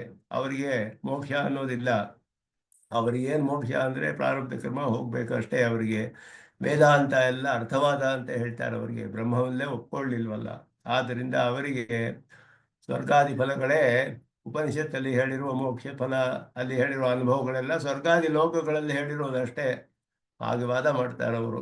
ಆದರೆ ಅಂದ ಇಲ್ಲಿ ವೇದ ಅನ್ನೋದು ಕರ್ಮಭಾಗ ಪರ ಅಷ್ಟೇ ಅಂತ ಅರ್ಥ. ಮೋಕ್ಷ ಅವರು ಹೇಳ್ತಾರೆ, ಆದರೆ ಮೋಕ್ಷ ಏನು ಅಂದರೆ ಎಲ್ಲ ಕರ್ಮಗಳು ನಾಶವಾಗಬೇಕಷ್ಟೇ, ಅದು ಹೇಳಲ್ಪಟ್ಟಿದೆ. ಆದರೆ ಇಲ್ಲಿ ಇವರು ಅದಕ್ಕಿಂತ ಬೇರೆಯಾದವರು. ಇಲ್ಲಿ ಹೇಳ್ತಿರೋದು ವೇದವಾದರತಃ ಅಂತ ಸ್ವರ್ಗಾದಿ ಫಲಗಳಲ್ಲಿಯೇ ಆಸಕ್ತಿ ಉಳ್ಳವರೇ ಹೊರತು ಅವರು ಪ್ರಾರಬ್ಧ ಕರ್ಮವನ್ನು ಕಳೆದುಕೊಳ್ಳೋಕೆ ಇಷ್ಟಪಡ್ತಿಲ್ಲ. ಆದ್ದರಿಂದ ಮತ್ತೆ ಅವರಿಗೆ ಜನ್ಮ ಉಂಟಾಗ್ತಾನೆ ಇರುತ್ತೆ. ಕರ್ಮವೆಲ್ಲ ಮುಗಿದ ಮೇಲೆ ಕ್ಷೀಣೆ ಪುಣ್ಯೆ ಮರ್ತ್ಯಲೋಕಂ ವಿಶಂತಿ ಅಂತ ಹೇಳಿದ ಹಾಗೆ ಮತ್ತೆ ಬರ್ತಾ ಇರ್ತಾರೆ ಇಲ್ಲಿಗೆ. ಆದ್ದರಿಂದ ತತ್ರಾಪಿ ವಿಧಿಭಾಗ ಫಲಾರ್ಥವಾದ ಭಾಗ ವಿಷಯತೆಯ ಪುರುಷವಾಕ್ಯ ವೇದವಾಕ್ಯ ವಿಷಯತೆಯ ವಾಚಂ ವೇದವಾದಯತ್ಯನಯೋ ಅಪೌನರುಕ್ತ್ಯಮಿತಿ ಭಾವ. ಒಂದು ಕಡೆ ಅಲ್ಲಿ ಇಲ್ಲಿ ಎರಡು ಶಬ್ದಗಳು ಬಂತು. ವಾಚಂ ವೇದವಾದ ಅನ್ನೋ ಎರಡು ವಿಷಯ ಬಂತು. ವೇದವಾದ ಅನ್ನೋದು ವೇದದ ವಾಕ್ಯಗಳೇ, ವಾಚಂ ಅನ್ನೋದು ವಾಕ್ಯಗಳೇ. ವಾಚಂ ಪ್ರವದಂತಿ ಅವಿಪಶ್ಚಿತ ಅಂತ ಹೇಳಿರೋದ್ರಿಂದ ವಾಚಂ ಅನ್ನುವ ಶಬ್ದವು ಏನು ಹೇಳುತ್ತೆ, ಪುರುಷರ ವಾಕ್ಯ. ವೇದವಾದ ಅನ್ನೋದು ವೇದವಾಕ್ಯ ಅಪೌರುಷೇಯವಾದ್ದು. ಆದ್ದರಿಂದ ಇದಕ್ಕೆ ಪುನರುಕ್ತಿ ಇಲ್ಲ ಅಂತ ಹೇಳ್ತಾರೆ. ಪುರುಷವಾಕ್ಯ ವೇದವಾಕ್ಯ ವಿಷಯತೆಯ ಎರಡು, ಒಂದು ವೇದವಾಕ್ಯ ಒಂದು ಪುರುಷರ ವಾಕ್ಯ. ಪುಷ್ಪಿತಾಂ ವಾಚಂ ವದಂತಿ ಅಂತ ಪರವದಂತಿ ಅಂತ ಹೇಳಿದಾಗ ಪುರುಷರ ವಾಕ್ಯ ಅದು, ಅವರು ಅದು ವೇದವಾಕ್ಯ ಒಂದು ಪುರುಷರ ವಾಕ್ಯ. ಆದ್ದರಿಂದ ಇದಕ್ಕೆ ಪುನರುಕ್ತಿ ಇಲ್ಲ, ಅಲ್ಲಿ ರಿಪಿಟೇಷನ್ ಇಲ್ಲ ಅಂತ ಹೇಳ್ತಿದ್ದಾರೆ. ನಾಣ್ಯದ ಸ್ಥಿತಿವಾದೆ ಪೂರ್ವೋತ್ತರ ಪದಾನಾಮರ್ಥಂ ಹೇತುತಯ ಉಪಾದತ್ತೆ ತತ್ಸಂಗಾತಿರೇಕೇಣ ಇತಿ. ನಾಣ್ಯದ ಸ್ಥಿತಿವಾದಿನಃ ಅಂತ ಹೇಳ್ಬಿಟ್ಟು, ನಾಣ್ಯದ ಸ್ಥಿತಿವಾದಿನಃ ಬೇರೆ ಯಾವುದು ಇಲ್ಲವೇ ಇಲ್ಲ ಅಂತ ಹೇಳಿದ್ರಲ್ಲ. ಆದ್ದರಿಂದ ಪೂರ್ವೋತ್ತರ ಪದಾನಾಮರ್ಥಂ ತತ್ಸಂಗಾತಿರೇಕೇಣ ಯಾಕಾಗಿ ಹೇಳ್ತಿದ್ದಾರೆ ಅಂದರೆ ಅತ್ಯಂತ ಹೆಚ್ಚಾದ ಸಂಘ ಉಳ್ಳದು ಅಂತ ಅರ್ಥ. ಆದ್ದರಿಂದ ಆ ರೀತಿಯಾಗಿ ಅರ್ಥ ಮಾಡಬೇಕು. ತತ್ಸಂಗಾತಿರೇಕೇಣ ಅತ್ಯಂತ ಹೆಚ್ಚಾದ ಸಂಘ ಇರೋದ್ರಿಂದ ಅದರಲ್ಲಿ ಅಂತ ಹೇಳಿಬಿಟ್ಟು. ಅಪವರ್ಗ ಸ್ವರೂಪ ನಿಷೇಧ ಅಶಕ್ಯ ಇತಿ ಅಭಿಪ್ರಾಯೇಣ ಉಕ್ತಂ. ವೇದದಲ್ಲಿ ಹೇಳಿರುವಂತಹ ಮೋಕ್ಷದ ಸ್ವರೂಪವನ್ನೇ ನಿಷೇಧ ಮಾಡೋಕ್ಕಾಗೋದಿಲ್ಲ ಯಾರು. ಆದ್ದರಿಂದ ಅದಕ್ಕೆ ಅಲ್ಲಿ ಹೇಳ್ತಿದ್ದಾರೆ ಅಧಿಕಂ ಫಲಂ ನಾಸ್ತಿ ಅಂತ ಅವ್ರು ಹೇಳಿದ್ರು. ಅದಕ್ಕಿಂತ ಹೆಚ್ಚಾದ ಫಲ ಕೊಡೋದಿಲ್ಲ ಅಂತ ಅರ್ಥ. ಫಲವೂ ಅದರಲ್ಲಿಯೇ, ಅದೇ ಅಪವರ್ಗವು ಅಂತ ಹೇಳ್ಬೋದು. ಅಪವರ್ಗದ ಸ್ವರೂಪವನ್ನು ನಿಷೇಧ ಮಾಡೋಕ್ಕಾಗಲ್ಲ. ಅಪವರ್ಗವೂ ಇದೇ ಥರನೇ ಒಂದು ಫಲ, ಇದಕ್ಕಿಂತ ಹೆಚ್ಚಾದ ಫಲವಿಲ್ಲ. ಅಪವರ್ಗ ಅಂತ ಒಂದು ಫಲ ಇದೆ, ಒಪ್ಕೊಳ್ತೀವಿ. ಆದರೆ ಅದು ಇಲ್ಲಿ ಈ ರೀತಿಯಾದ ಫಲವಾದದ್ದೇ. ಅದರ ಸ್ವರೂಪದಲ್ಲಿ ಅಪವರ್ಗದ ನಿಷೇಧ ಮಾಡೋಕ್ಕಾಗೋದಿಲ್ಲ. ಮೋಕ್ಷ ಅನ್ನುವಂತಹ ಅದರ ಪಾಪವರ್ಗದ ಸ್ವರೂಪ ವೇದದಲ್ಲಿ ಹೇಳಿರೋದು ನಿಷೇಧ ಮಾಡೋಕ್ಕಾಗಲ್ಲ. ಆದರೆ ಅದು ಈ ರೀತಿಯ ಭೋಗ ಇರುವಂತಹ ಒಂದು ಒಂದು ಲೋಕ, ಅಲ್ಲಿ ಅನುಭವಿಸಿ ಬರಬೇಕು ಮೊದಲಾದದ್ದೇ ಹೇಳ್ತಾರೆ. ಆದ್ದರಿಂದ ಅದಕ್ಕಿಂತ ಹೆಚ್ಚಾದ ಫಲವಿಲ್ಲ ಅಂತ ಹೇಳಿದ್ರು. ಇದುವೇ ಹೆಚ್ಚಾದ ಫಲ ಅಂತ ಹೇಳುವಂತಹವರು ಬ್ರಹ್ಮಜ್ಞಾನವಿಲ್ಲದೆ ಮಾಡುವಂತಹದ್ದು ಇದು. ಅವರು ವಾದಿನಃ ಇತ್ಯಾದಿನ ತಥಾ ವದನಶೀಲತ್ವ ವಿವಕ್ಷಾ ವ್ಯಂಜನಾಯ, ಅದು ಹೇಳುವುದೇ ಅದು ವಾದಿನಃ ಅಂದರೆ ವೇದವಾದ ರಥಾಹ ಅಂತ ಹೇಳಿದಾಗ ನಾಣ್ಯದ ಸ್ಥಿತಿ ವಾದಿನಃ, ಇವರೇ ಇಲ್ಲ ಅಂತ ಹೇಳ್ತಾರೆ ಅಂತ ಹೇಳಿದ್ರೆ ಆ ವಾದ ಮಾಡುವುದರಲ್ಲಿಯೇ ಅತ್ಯಂತ ಅವರಿಗೆ ಆಸಕ್ತಿ ಇದೆ, ಅದನ್ನೇ ಹೆಚ್ಚಾಗಿ ಮಾಡ್ತಾ ಇದ್ದಾರೆ, ಅದುವೇ ಅವರ ಮುಖ್ಯವಾದ ಒಂದು ಗುಣ. ಆದ್ದರಿಂದ ವದಂತಹ ಅಂತ ವರ್ತಮಾನ ಪ್ರಯೋಗ ಅಂತೇನ ಪ್ರತ್ಯಯ ಅಂತೇನ ವ್ಯಾಖ್ಯಾತಂ ಅಂತ ಹೇಳಿದ್ರು. ಇನ್ನೂ ಹೇಳ್ತಾನೇ ಇದ್ದಾರೆ, ವದಂತಹ ಹೇಳ್ತಾನೆ ಇರ್ತಾರೆ ಅಂತ, ಅದುವೇ ಅವರ ಒಂದು ಅಧಿಕವಾದ ಗುಣ ಅನ್ನುವ ಹಾಗೆ. ಕಾಮ ಪ್ರವಣ ಮನಸಃ ಕಾಮೇಶು ಆತ್ಮ ಮನೋ ಯೇಷಾಂ ತೇ ಕಾಮಾತ್ಮಾನಃ ಇತಿ ವ್ಯಧಿಕರಣ ಬಹುಬ್ರೀಹಿ. ಕಾಮಪ್ರವಣ ಮನಸಃ ಅಂತ ಹೇಳಿದಾಗ ಕಾಮಾತ್ಮಾನಃ ಅಂತ ಹೇಳೋದಕ್ಕೆ ಅರ್ಥ. ಕಾಮಾತ್ಮಾನಃ ಅಂದರೆ ಕಾಮವೇ ಅತ್ಯಧಿಕವಾಗಿರುವ ಮನಸ್ಸನ್ನು ಉಳ್ಳವರು. ಕಾಮೇಶು ಆತ್ಮ ಮನಃ ಯೇಷಾಂ ತೇ ಕಾಮಾತ್ಮಾನಃ, ಕಾಮಗಳಲ್ಲಿಯೇ ಅವರ ಮನಸ್ಸು ಅತ್ಯಧಿಕವಾಗಿರೋದ್ರಿಂದ ಕಾಮಪ್ರವಣವಾದ ಮನಸ್ಸುಳ್ಳವರು ಅಂತ ಅರ್ಥ. ಆ ರೀತಿಯಾಗಿ ಸಮಾಸವನ್ನು ಬಿಡಿಸ್ತಾರೆ. ಸ್ವರ್ಗಪರಾಯಣ, ಸ್ವರ್ಗ ಪರಃ ಪರಾಯಣಂ ಪರಮಪ್ರಾಪ್ಯಂ ಯೇಷಾಂ ತೇ ಸ್ವರ್ಗಪರಾಹ. ಅದಕ್ಕೆ ಏನು ಅರ್ಥ ನಾವು ಮಾಡಿಕೊಳ್ಳೋ ಸ್ವರ್ಗಪರಾಹ ಅಂತ ಹೇಳಿದ್ರೆ, ಸ್ವರ್ಗಪರಾಯಣ ಅಂತ ಹೇಳಿದ್ರು ಮೋಕ್ಷ ವಿಮುಖಾಹ ಅಂತ ಅದಕ್ಕೆ ಅರ್ಥ ತಿಳಿಯುತ್ತೆ. ಮೋಕ್ಷಕ್ಕಿಂತ ವಿಮುಖವಾದವರು ಒಂದು ವಿರುದ್ಧ, ನೇರವಾಗಿ ಅದಕ್ಕೂ ವಿರೋಧ ತಿಳಿಯುತ್ತೆ.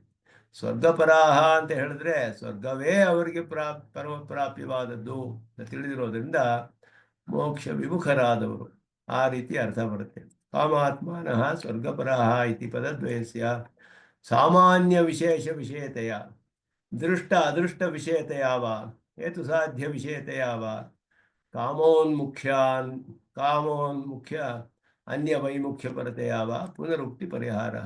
ಎರಡಕ್ಕೂ ಒಂದೇ ಅರ್ಥ ಬರೋ ಹಾಗಿದೆಯಲ್ಲ. ಕಾಮಾತ್ಮಾನಃ ಸ್ವರ್ಗಪರಾಹ ಅಂದರೆ ಸ್ವರ್ಗದಲ್ಲಿ ಕಾಮನೆ ಉಳ್ಳವರು. ಕಾಮ ಅಂತ ಹೇಳಿದ್ರು ಇದೆಲ್ಲ ಸ್ವರ್ಗಾದಿ ಭೋಗಗಳೆಲ್ಲ ಕಾಮದಲ್ಲಿ ಸೇರಿಸ್ಬೋದು. ಸ್ವರ್ಗಪರಾಹ ಅದು ಹೇಳ್ಬೋದು. ಅಂದರೆ ಇದು ಸಾಮಾನ್ಯವಾಗಿ ಕಾಮಾತ್ಮಾನಃ ಅಂದರೆ ಎಲ್ಲ ಇಂತಹ ಭೋಗ ಐಶ್ವರ್ಯಗಳಲ್ಲಿಯೇ ಮನಸ್ಸುಳ್ಳವರು, ಅದರಲ್ಲಿ ವಿಶೇಷವಾಗಿ ಸ್ವರ್ಗದಲ್ಲಿ ಸ್ವರ್ಗಾದಿ ಫಲಗಳಲ್ಲಿ ಆಸೆ ಉಳ್ಳವರು. ಆದ್ದರಿಂದ ಸ್ವರ್ಗಪರಾಹ ಅದು ಸಾಮಾನ್ಯ ವಿಶೇಷ ನ್ಯಾಯ.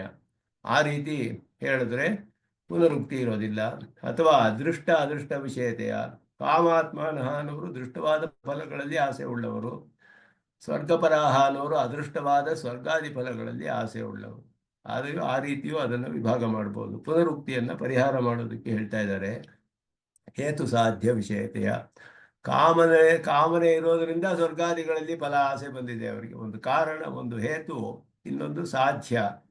ಆದ್ದರಿಂದ ಕಾಮಾತ್ಮರಾಗಿರೋದ್ರಿಂದ ಸ್ವರ್ಗಪರರಾಗಿದ್ದಾರೆ.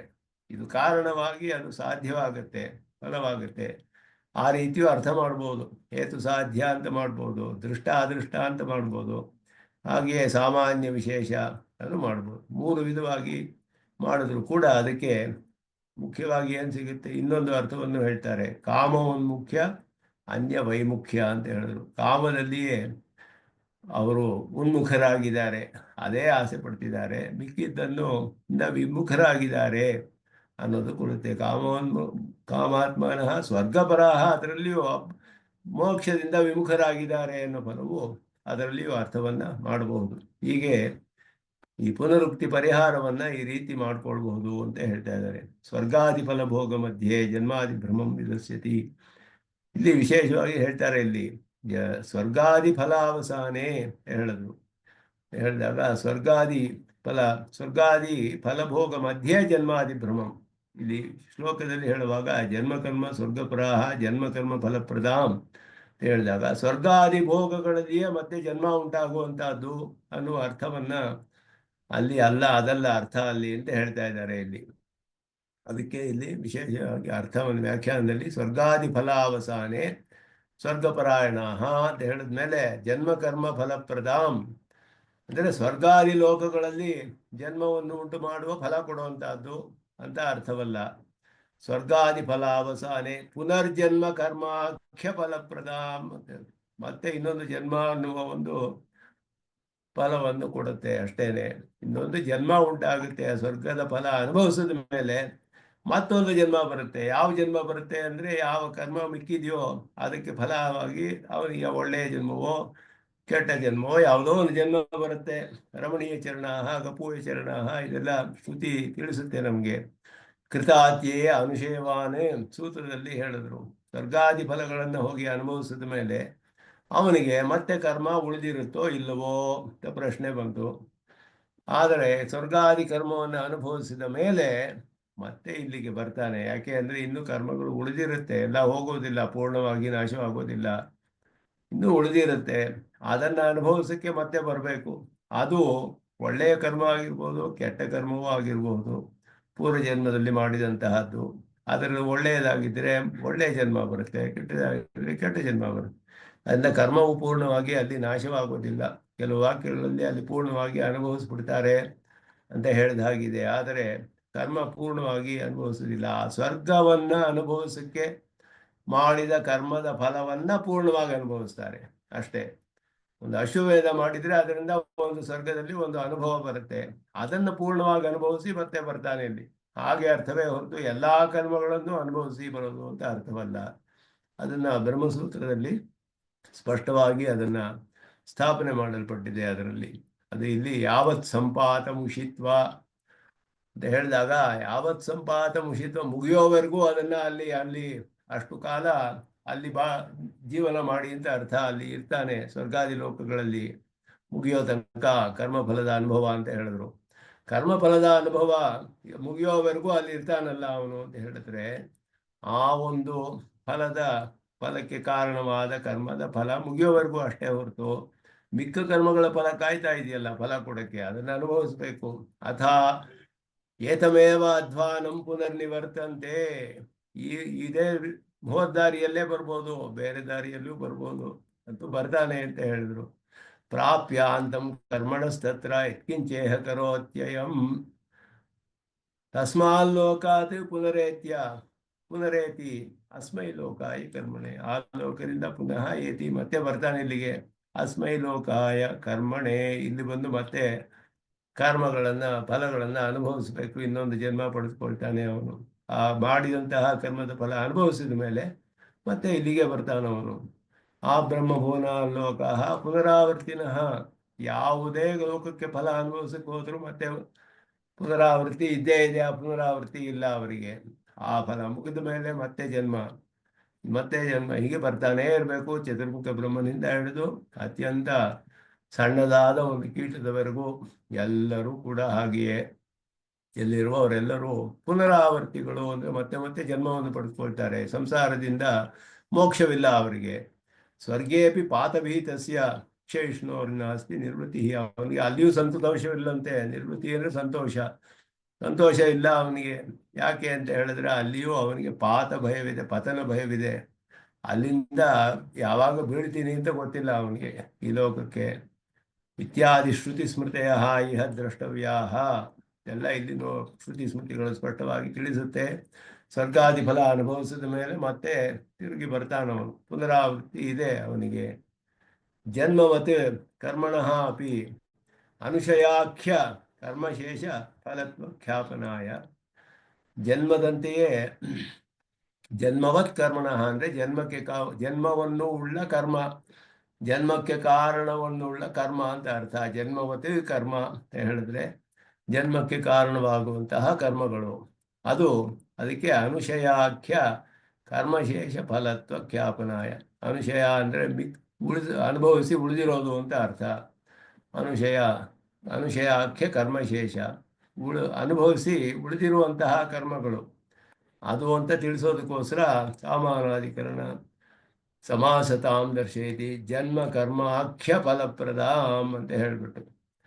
ಜನ್ಮಕ್ಕೆ ಕಾರಣವಾಗುವ ಕರ್ಮಶೇಷೇಣ ಪುನರುತ್ಕೃಷ್ಟ ಅಪಕೃಷ್ಟ ಜನ್ಮ ಪ್ರಾಪ್ತವು ಶ್ರುತಿ ತಾವತ್. ಉಳಿದಿರೋ ಕರ್ಮದಿಂದ ಮತ್ತೆ ಉತ್ಕೃಷ್ಟವಾದ ಜನ್ಮವೋ ಇಲ್ಲ ನೀಚವಾದ ಜನ್ಮವೋ ಅವನಿಗೆ ಬರುತ್ತೆ ಅನ್ನೋದಕ್ಕೆ ಶ್ರುತಿ ತಿಳಿಸುತ್ತೆ. ಪ್ಲವಾಹ್ಯೇತೆ ಅಧೃಢಾಹ ಯಜ್ಞರೂಪಾಹ ಅಷ್ಟಾದಶೋಕ್ತಂ ಅವರಂ ಯೇಷು ಕರ್ಮ. ಇದು ಮುಂಡಕೋಪನಿಷತ್ತಿನಲ್ಲಿ ಬರುತ್ತೆ. ಇದೆಲ್ಲ ಅದೃಢವಾದ ನಾವೆಗಳಂತೆ ಈ ಕರ್ಮಗಳು, ಕೇವಲ ಕರ್ಮಗಳು, ಬ್ರಹ್ಮಜ್ಞಾನವಿಲ್ಲದೆ ಮಾಡುವಂತಹವರು. ಅದೆಲ್ಲವೂ ಕೂಡ ಶ್ರೇಯ ಯೇ ಅಭಿನಂದಂತಿ, ಕೂಡ ಇದುವೇ ಶ್ರೇಯಸ್ಸು ಅಂತ ಯಾರು ಹೇಳ್ತಾರೋ ಅವರು ಮೂಢರು. ಜರಾ ಮೃತ್ಯುಂ ಯೇ ಪುನರೇವಾಪಿಯಂತಿ, ಮತ್ತೆ ಜರಾ ಮೃತ್ಯು ಎಲ್ಲವನ್ನು ಪಡೆದುಕೊಳ್ತಾರೆ, ಅದನ್ನೇ ಮತ್ತೆ ಪಡೆದುಕೊಳ್ತಾರೆ ಅವರು.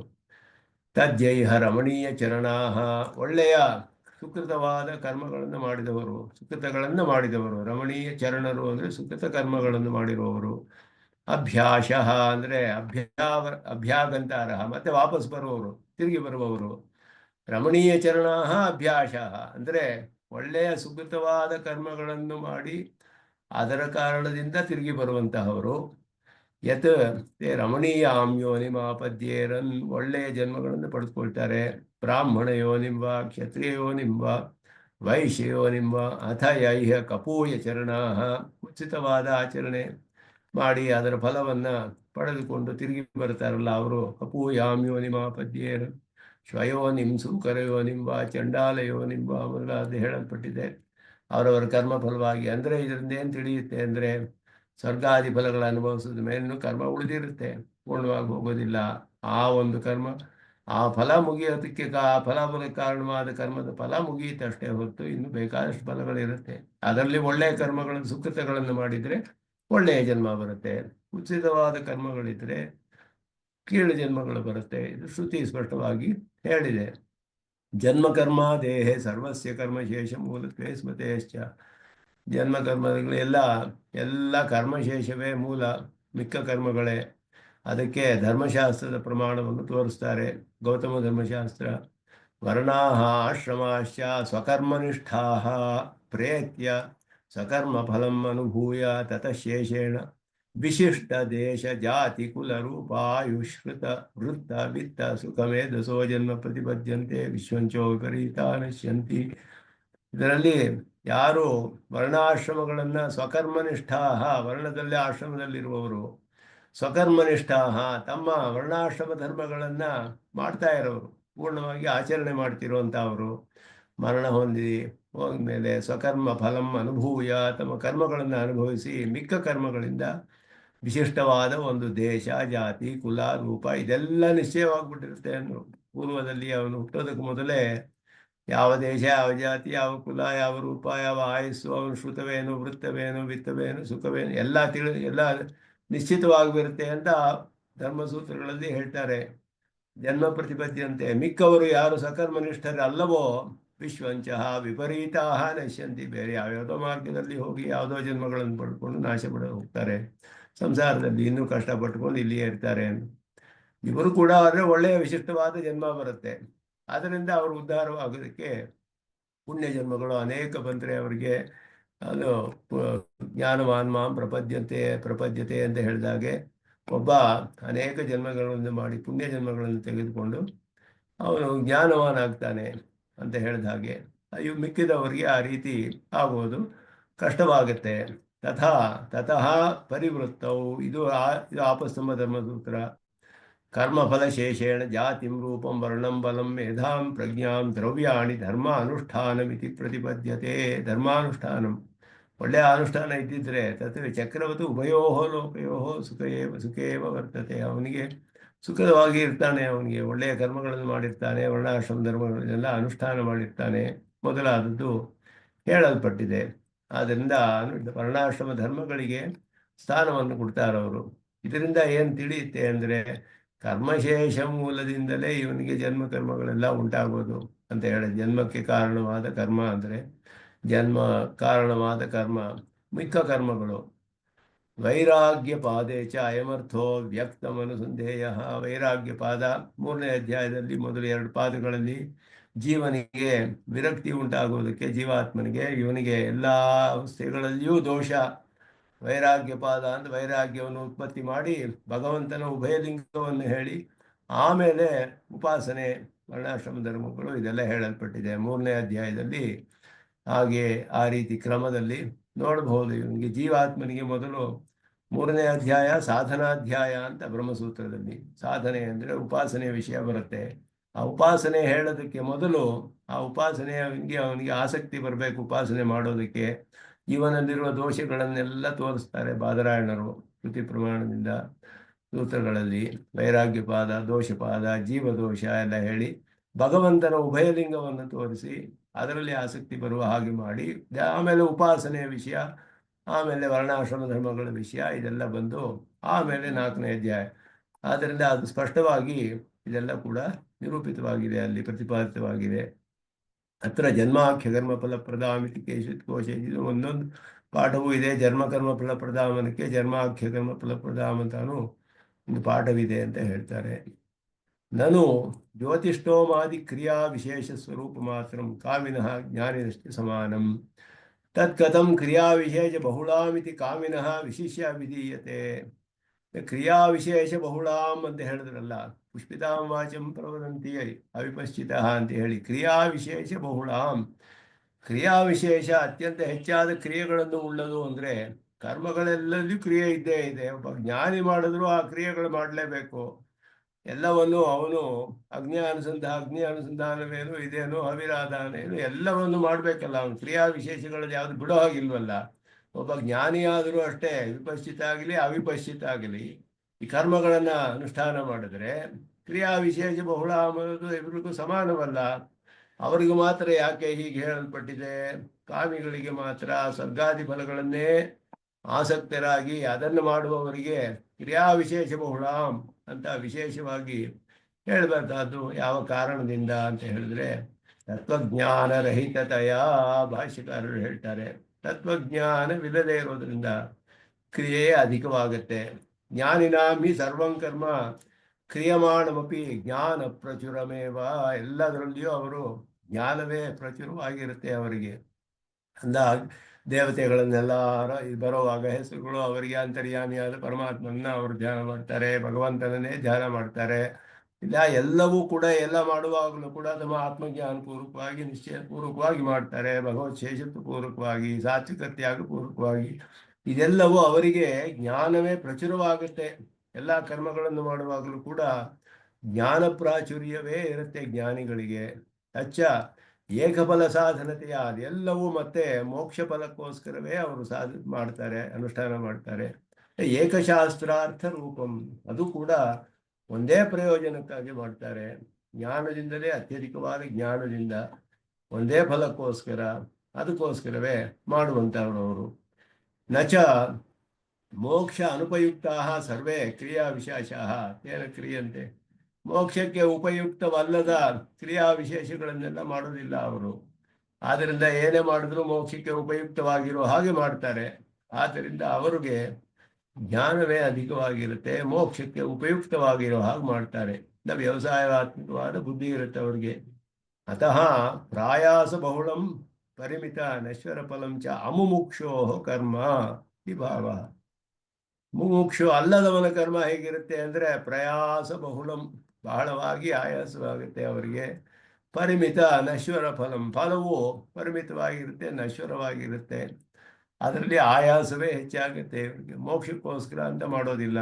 ಆದ್ದರಿಂದ ಇವರಿಗೆ ಪ್ರಯಾಸವೇ ಅಧಿಕವಾಗುತ್ತೆ. ಪರಿಮಿತವಾದ ನಶ್ವರ ಫಲ, ಅಲ್ಪವಾದ ಫಲಕ್ಕೆ ಬಹಳ ಕಷ್ಟಪಡ್ತಾರೆ ಅವರು ಅಂತ. ಕ್ರಿಯಾ ವಿಶೇಷ ಬಹುಳಾಂ ಅಂತ ಹೇಳಲ್ಪಟ್ಟಿದೆ. ಅನ್ಯೇಷಾಂ ವಾಚ ಅನ್ಯೇಷಾಂ ಅಪಹೃತ ಚಿತ್ತತ್ವ ಭ್ರಮಂ ನಿರಸ್ಯಂ ಷಷ್ಟ್ಯಂತ ಪದಯೋ ಅದೃಷ್ಟ ವಿಶೇಷಯೋ ಪ್ರಸ್ತುತ ವಿಶೇಷ ವಿಷಯತ್ವಂ ಚಾಹ ತೇಷಾಮಿತಿ. ತೇಷಾಂ ಅಂದರೆ ಭೋಗೇಶ್ವರ್ಯ ಗತಿಂ ಹೇಳಿದ್ರಲ್ಲ, ಪ್ರಸಕ್ತ ಮನಸ, ಅಲ್ಲಿಯೇ ಆಸಕ್ತಿ ಉಳ್ಳವರು. ಭೋಗೇಶ್ವರ್ಯ ಪ್ರಸಕ್ತಾನಾಂ ತಯಾ ಅಪಹೃತ ಚೇತಸಾಂ ಅಂತ ಹೇಳಿ, ಅದರಲ್ಲಿ ಆಸಕ್ತಿ ಉಳ್ಳವರಂತಹ ಆ ಭೋಗೈಶ್ವರ್ಯಗಳನ್ನೇ ಹೆಚ್ಚು ಅಂತ ವಾದ ಮಾಡುವ ವಾಕುಗಳು ಅದರಿಂದ ಅಂತ ಅರ್ಥ. ತಯಾ ಯದ್ವೃತ್ವ ಪ್ರತಿನಿರ್ದೇಶ ರೂಪ ವ್ಯಾಖ್ಯೇಯ ಉಪಾದಾನಂ ತಯಾ ವಾಚ ಅಂತ ಹೇಳಿದ್ರೆ, ಇಲ್ಲಿ ಆರಂಭದಲ್ಲಿ ಹೇಳುವಾಗ ಯಾಮಿಮಾಂ ಪುಷ್ಪಿತಾಂ ವಾಚಂ ತಯಾ ವಾಚ ಅಪಹೃತ ಚೇತಸಾಂ, ಯದ್ವೃತ್ತಕ್ಕೆ ಇದು ಇದಾಗಿ ಬರುತ್ತೆ. ಅದಕ್ಕೆ ಅನುಗುಣವಾಗಿ ಪ್ರತಿಯಾಗಿ ಬರುತ್ತೆ ಅಂತ ಹೇಳುವಂತಹದ್ದು. ತಯಾ ವಾಚ ಅಂತ ಹೇಳಿದ್ರೆ ಅಂತಹ ಭೋಗೈಶ್ವರ್ಯವೇ ಅಧಿಕ ಅಂತ ಹೇಳುವಂತಹ ವಾಕುಗಳು, ಅದರಲ್ಲಿಯೇ ಆಸಕ್ತಿ ಉಳ್ಳವರ ಮಾತುಗಳಿಂದ. ತತ್ ಪರಾಮೃಷ್ಟಂ ಪ್ರಕೃತಂ ಚ ಉಪಹರಣ ಹೇತುಮಃ ಭೋಗೈಶ್ವರ್ಯ ವಿಷಯಯ, ಭೋಗೈಶ್ವರ್ಯ ವಿಷಯವಾದ ವಾಕುಗಳಿಂದ, ಅದರಲ್ಲಿಯೇ ಆಸಕ್ತರಾದವರ ಅವುಗಳ ವಿಷಯವಾದ ವಾಕುಗಳಿಂದ ಅಂತ ಅರ್ಥ.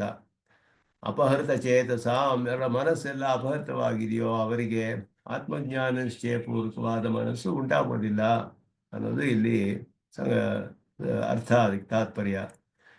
ಪೂರ್ವಪದೇನ ಅರ್ಥ ಪೌನರುಕ್ತಿ ಪರಿಹಾರಾಯ ತದರ್ಥಸ್ಯ ಪ್ರಕೃತ ವ್ಯವಸಾಯಾತ್ಮಕ ಬುದ್ಧಿ ಅಭಾವ ಹೇತುತ್ವಾಯ ಉಕ್ತಂ ಅಪಹೃತ ಜ್ಞಾನಾನಾಂ ಹೇಳಿದ್ರೆ, ಇಲ್ಲಿ ಅಪಹೃತ ಚೇತಸಾಂ ಅಂತ ಹೇಳಿದ್ರೆ ಅಪಹೃತ ಜ್ಞಾನಾನಾಂ ಅಂತ ಹೇಳ್ತಾರೆ. ವ್ಯವಸಾಯಾತ್ಮಕವಾದ ಬುದ್ಧಿ ಅವರಿಗೆ ಇಲ್ಲ, ಆದ್ದರಿಂದ ಅವರಿಗೆ ಅದರಲ್ಲಿಯೇ ಭೋಗೈಶ್ವರ್ಯಗಳಲ್ಲಿಯೇ ಆಸಕ್ತಿ ಇರೋದರಿಂದ ವ್ಯವಸಾಯಾತ್ಮಕವಾದ ಬುದ್ಧಿ ಇರೋದಿಲ್ಲ. ಅವರ ಜ್ಞಾನವು ಅದರಲ್ಲಿಯೇ ಅಪಹೃತವಾಗಿಬಿಟ್ಟಿದೆ, ಅದರ ಆಸೆಗಳಲ್ಲಿಯೇ ಅದರ ಸಂಘದಿಂದ ಅಪಹೃತವಾಗಿದೆ.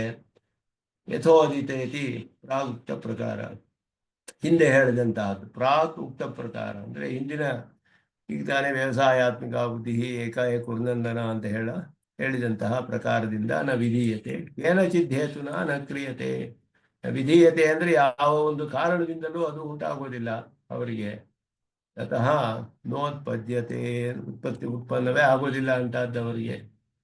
ಸಮಾಧಿ ಶಬ್ದಸ್ಯ ಬುದ್ಧಿ ವಿಶೇಷ ವಿವಕ್ಷಾಯಾಮ್ ಅತ್ರ ಅನನ್ವಯಾತ್ ಮನೋವಿಷಯತೆ ಉತ್ಪತ್ತಿಮಃ. ಸಮಾಧಿ ಅನ್ನೋದಕ್ಕೆ ಬುದ್ಧಿ ವಿಶೇಷ ಅನ್ನುವ ಅರ್ಥವೂ ಬರುತ್ತೆ, ಆದರೆ ಬುದ್ಧಿ ವಿಶೇಷ ಅನ್ನೋದು ಇಲ್ಲಿ ವಿವಕ್ಷೆ ಇಲ್ಲ, ವಿವಕ್ಷಿತವಲ್ಲ. ವಕ್ತುಮಿಚ್ಛಾ ವಿವಕ್ಷ, ಇಲ್ಲಿ ಅದು ಹೇಳುವಂತಹ ಅವಶ್ಯಕತೆ ಇಲ್ಲ, ಅದನ್ನ ಇಲ್ಲಿ ಉಪದೇಶ ಮಾಡ್ತಾ ಇಲ್ಲ ಕೃಷ್ಣರು. ಅದರಿಂದ ಇಲ್ಲಿ ಮನೋ ವಿಷಯ, ಮನಸ್ಸಿನ ವಿಷಯವನ್ನು ಹೇಳ್ತಾ ಇರೋದರಿಂದ ಸಮಾಧಿ ಮನಃ ಅಂತ ಅರ್ಥ ಮಾಡಿದ್ರು. ಆತ್ಮಯಾಥಾತ್ಮ್ಯ ಜ್ಞಾನ ಎಲ್ಲಿ ಇಡಲ್ಪಡುತ್ತೋ ಅದು ಮನಸ್ಸು ಅನ್ನುವಂತಹ ಅರ್ಥ ಮಾಡಿದ್ರು. ಇಲ್ಲಿ ನಿಧೀಯತೆ ಅಸ್ಮಿನ್ ಇತಿ ನಿಧಿವತ್, ನಿಧಿಯನ್ನು ಉಳ್ಳದು. ಯಥೋದಿತೇತ್ಯಾದ್ಯುಕ್ತಂ ಪ್ರಕಾರಂ ವಿವೃಣೋತಿ ತೇಷಾಂ ಮನಸ್ಸಿ, ಅವರ ಮನಸ್ಸಿನಲ್ಲಿ ಹಿಂದೆ ಹೇಳಲ್ಪಟ್ಟ ವ್ಯವಸಾಯಾತ್ಮಕ ಬುದ್ಧಿಯು ಉತ್ಪನ್ನವಾಗುವುದಿಲ್ಲ ಅಂತ ಅರ್ಥ. ವಿಧೀಯತೆ ಇತಿ ವರ್ತಮಾನ ನಿರ್ದೇಶಾತ್ ತಾತ್ಪರ್ಯ ಸಿದ್ಧಂ ಕದಾಚಿದಪಿ ಅಂತ ಹೇಳಿದ್ರು. ವಿಧೀಯತೆ ಎಂದಿಗೂ ಉಂಟಾಗುವುದಿಲ್ಲ, ಯಾವ ಕಾರಣದಿಂದಲೂ ಉಂಟಾಗುವುದಿಲ್ಲ ಅವುಗಳ ನಿಂದೆ. ಆದ್ದರಿಂದ ಯಶಾಂ ನಿಂದ ಕಿಮರ್ಥ ಇತ್ಯತಃ ಅತಃ ವ್ಯವಸಾಯಾತ್ಮಕ ಬುದ್ಧಿ ವಿರೋಧಾತ್ ಇತ್ಯರ್ಥ. ವ್ಯವಸಾಯಾತ್ಮಕವಾದ ಬುದ್ಧಿಗೆ ವಿರುದ್ಧವಾಗಿರೋದ್ರಿಂದ ಅವರನ್ನ ನಿಂದೆಯನ್ನು ಮಾಡಲ್ಪಡುತ್ತೆ. ಕಡೆಯಲ್ಲಿ ಇದನ್ನ ಉಪಸಂಹಾರ ಮಾಡುವ ವಾಕ್ಯ, ಅತಃ ಕಾಮ್ಯೇಶು ಕರ್ಮಸು ಮುಮುಕ್ಷುಣಾನ ಸಂಘ ಕರ್ತವ್ಯ. ಅತಃ ಅಂದರೆ ಆತ್ಮನಿಶ್ಚಯ ಪೂರ್ವಕ ಮೋಕ್ಷ ಸಾಧನಭೂತ ಕರ್ಮ ವಿಷಯ ಬುದ್ಧಿ ಕದಾಚಿದಪಿ ನೋತ್ಪದ್ಯತೆ ಇತ್ತಸ್ಮಾತ್ ಕಾರಣಾತ್ ಅಂತ ಅರ್ಥ. ಈ ಕಾರಣದಿಂದ ಕಾಮ್ಯಕರ್ಮಗಳಲ್ಲಿ ಮುಮುಕ್ಷುಗಳಿಗೆ ಆಸಕ್ತಿ ಉಂಟಾಗಬಾರದು. ದೇಶಿಕರು ಸ್ಪಷ್ಟವಾಗಿ ಬಹಳ ವಿಶೇಷವಾದ ವ್ಯಾಖ್ಯಾನ ತಾತ್ಪರ್ಯ ಚಂದ್ರಿಕೆ, ಸ್ಪಷ್ಟವಾಗಿ ಒಂದೊಂದು ಶಬ್ದಕ್ಕೂ ಅರ್ಥ ಮಾಡ್ತಾರೆ. ಮುಮುಕ್ಷುಣಾನ ಸಂಘ ಕರ್ತವ್ಯ ಅಂತ ಭಾಷ್ಯಕಾರರು ಬರೆದ್ರಲ್ಲ, ನಿಸ್ಸಂಗೇನ ಕಾಮ್ಯಾನಾಪಿ ಕರಣಂ ಅನುಮನ್ಯತೆ ಅಂತ ಬರೆದ್ರು. ಅಟ್ಯಾಚ್ಮೆಂಟ್ ಇಲ್ಲದೆ ಕಾಮ್ಯ ಕರ್ಮಗಳನ್ನು ಮಾಡಬಹುದು, ಅದಕ್ಕೆ ಇದಿದೆ, ಅನುಮತಿ ಇದೆ. ಅದಕ್ಕೆ ಕರಣಂ ಅನುಮನ್ಯತೆ, ಅದು ಮಾಡುವುದಕ್ಕೆ ಅನುಮತಿ ಕೊಟ್ಟಿದ್ದಾರೆ. ನಿಸ್ಸಂಗೇನ ಕಾಮ್ಯಾನ ಸಂಘನ ಕರ್ತವ್ಯ ಅಷ್ಟೇ. ಅಲ್ಲಿ ಮುಖ್ಯವಾದದ್ದು ಸಂಘ ಇರಬಾರ್ದು, ಅಟ್ಯಾಚ್ಮೆಂಟ್ ಅಂತ ಹೇಳೋದು. ಸಂಘವಿಲ್ಲದೆ ಕಾಮ್ಯಕರ್ಮಗಳನ್ನು ಬೇಕಾದರೆ ಮಾಡಬಹುದು, ಆದರೆ ಮೋಕ್ಷಕ್ಕೆ ಸಾಧನ ಅನ್ನುವ ದೃಷ್ಟಿಯಿಂದ ಮಾಡಿದ್ರೆ ಅದು ಅವರನ್ನ ಬಂಧಿಸೋದಿಲ್ಲ. ಸ್ವರೂಪ ಮಾತ್ರಸ್ಯ ಮೋಕ್ಷ ವಿರೋಧಿತ್ವ ಅಭಾವಾತ್ ಹೇಳ್ತಿದ್ದಾರೆ, ಇಲ್ಲಿ ವಿವರಿಸ್ತಾರೆ. ಕರ್ಮ ಸ್ವರೂಪವೇ ಮೋಕ್ಷಕ್ಕೆ ವಿರೋಧಿಯಲ್ಲ. ಕರ್ಮದಲ್ಲಿ ಯಾವುದು ವಿರೋಧ ಅಂದರೆ ಮೋಕ್ಷೇಚ್ಛಾ ಅಸ್ತಿ ಚೇತ್ ಬಂಧಕೇಚ್ಛಾ ನ ಕಾರ್ಯ ಇತ್ಯುಕ್ತಂ ಭವತಿ. ಇಚ್ಛೆಯೇ ಅಲ್ಲಿ ಕಾರಣ. ಬಂಧಕ್ಕೆ ಇಚ್ಛೆ ಮಾಡ್ತೀರಾ, ಮೋಕ್ಷ ಇಚ್ಛೆಗೆ ಮಾಡ್ತೀರಾ, ಅದುವೇ ಕಾರಣ. ಅಲ್ಲಿ ಸ್ವರೂಪ ಕರ್ಮಗಳೇ ವಿರೋಧವಾಗುವುದಿಲ್ಲ ಮೋಕ್ಷಕ್ಕೆ. ಆದರೆ ಅದನ್ನು ಆಯಾ ಫಲಗಳಲ್ಲಿಯೇ ಇಚ್ಛೆ ಇಟ್ಟು ಅದರಲ್ಲಿಯೇ ಸಂಘದಿಂದ ಮಾಡಿದ್ರೆ ಮೋಕ್ಷಕ್ಕೆ ವಿರೋಧಿ ಆಗುತ್ತೆ. ಮೋಕ್ಷಕ್ಕೋಸ್ಕರವೇ ಅಂತ ಮಾಡಿದ್ರೆ ವಿರೋಧಿ ಆಗುವುದಿಲ್ಲ, ಸಹಾಯವಾಗುತ್ತೆ, ಸಾಧನವಾಗುತ್ತೆ ಮೋಕ್ಷಕ್ಕೆ. ಆದ್ದರಿಂದ ಸ್ವರೂಪವೇ ಕರ್ಮದ ಸ್ವರೂಪವೇ ಕರ್ಮ ಮಾಡುವುದೇ ಮೋಕ್ಷಕ್ಕೆ ವಿರೋಧವಲ್ಲ. ಕರ್ಮವನ್ನು ಫಲದ ಆಸೆಯಿಂದಲೇ ಮಾಡೋದು ವಿರೋಧ. ಆದ್ದರಿಂದ ಮೋಕ್ಷಕ್ಕೆ ಸಾಧನ ಅನ್ನುವ ಬುದ್ಧಿಯಿಂದ ಮಾಡಿದ್ರೆ ಯಾವ ಕರ್ಮವೂ ವಿರೋಧವಾಗುವುದಿಲ್ಲ. ಮುಮುಕ್ಷುವಾದವನು ಹಾಗೆಯೇ ಮಾಡಬೇಕು ಅನ್ನೋ ವ್ಯವಸಾಯಾತ್ಮಿಕ ಬುದ್ಧಿ ಅನ್ನೋದ್ರಲ್ಲಿ ಹೇಳೋದು ಇಲ್ಲಿ. ಆದ್ದರಿಂದಲೇ ಇಲ್ಲಿ ಸಂಘಹಾನ ಕರ್ತವ್ಯ. ಭಾಷಿಕಾರರು ಎಷ್ಟು ಸ್ಪಷ್ಟವಾಗಿ ಜಾಗರೂಕವಾಗಿ ಶಬ್ದಗಳನ್ನು ಉಪಯೋಗಿಸಿದ್ದಾರೆ. ಮುಮುಕ್ಷುಣಾನ ಸಂಘ ಕರ್ತವ್ಯ ಅಂದರು.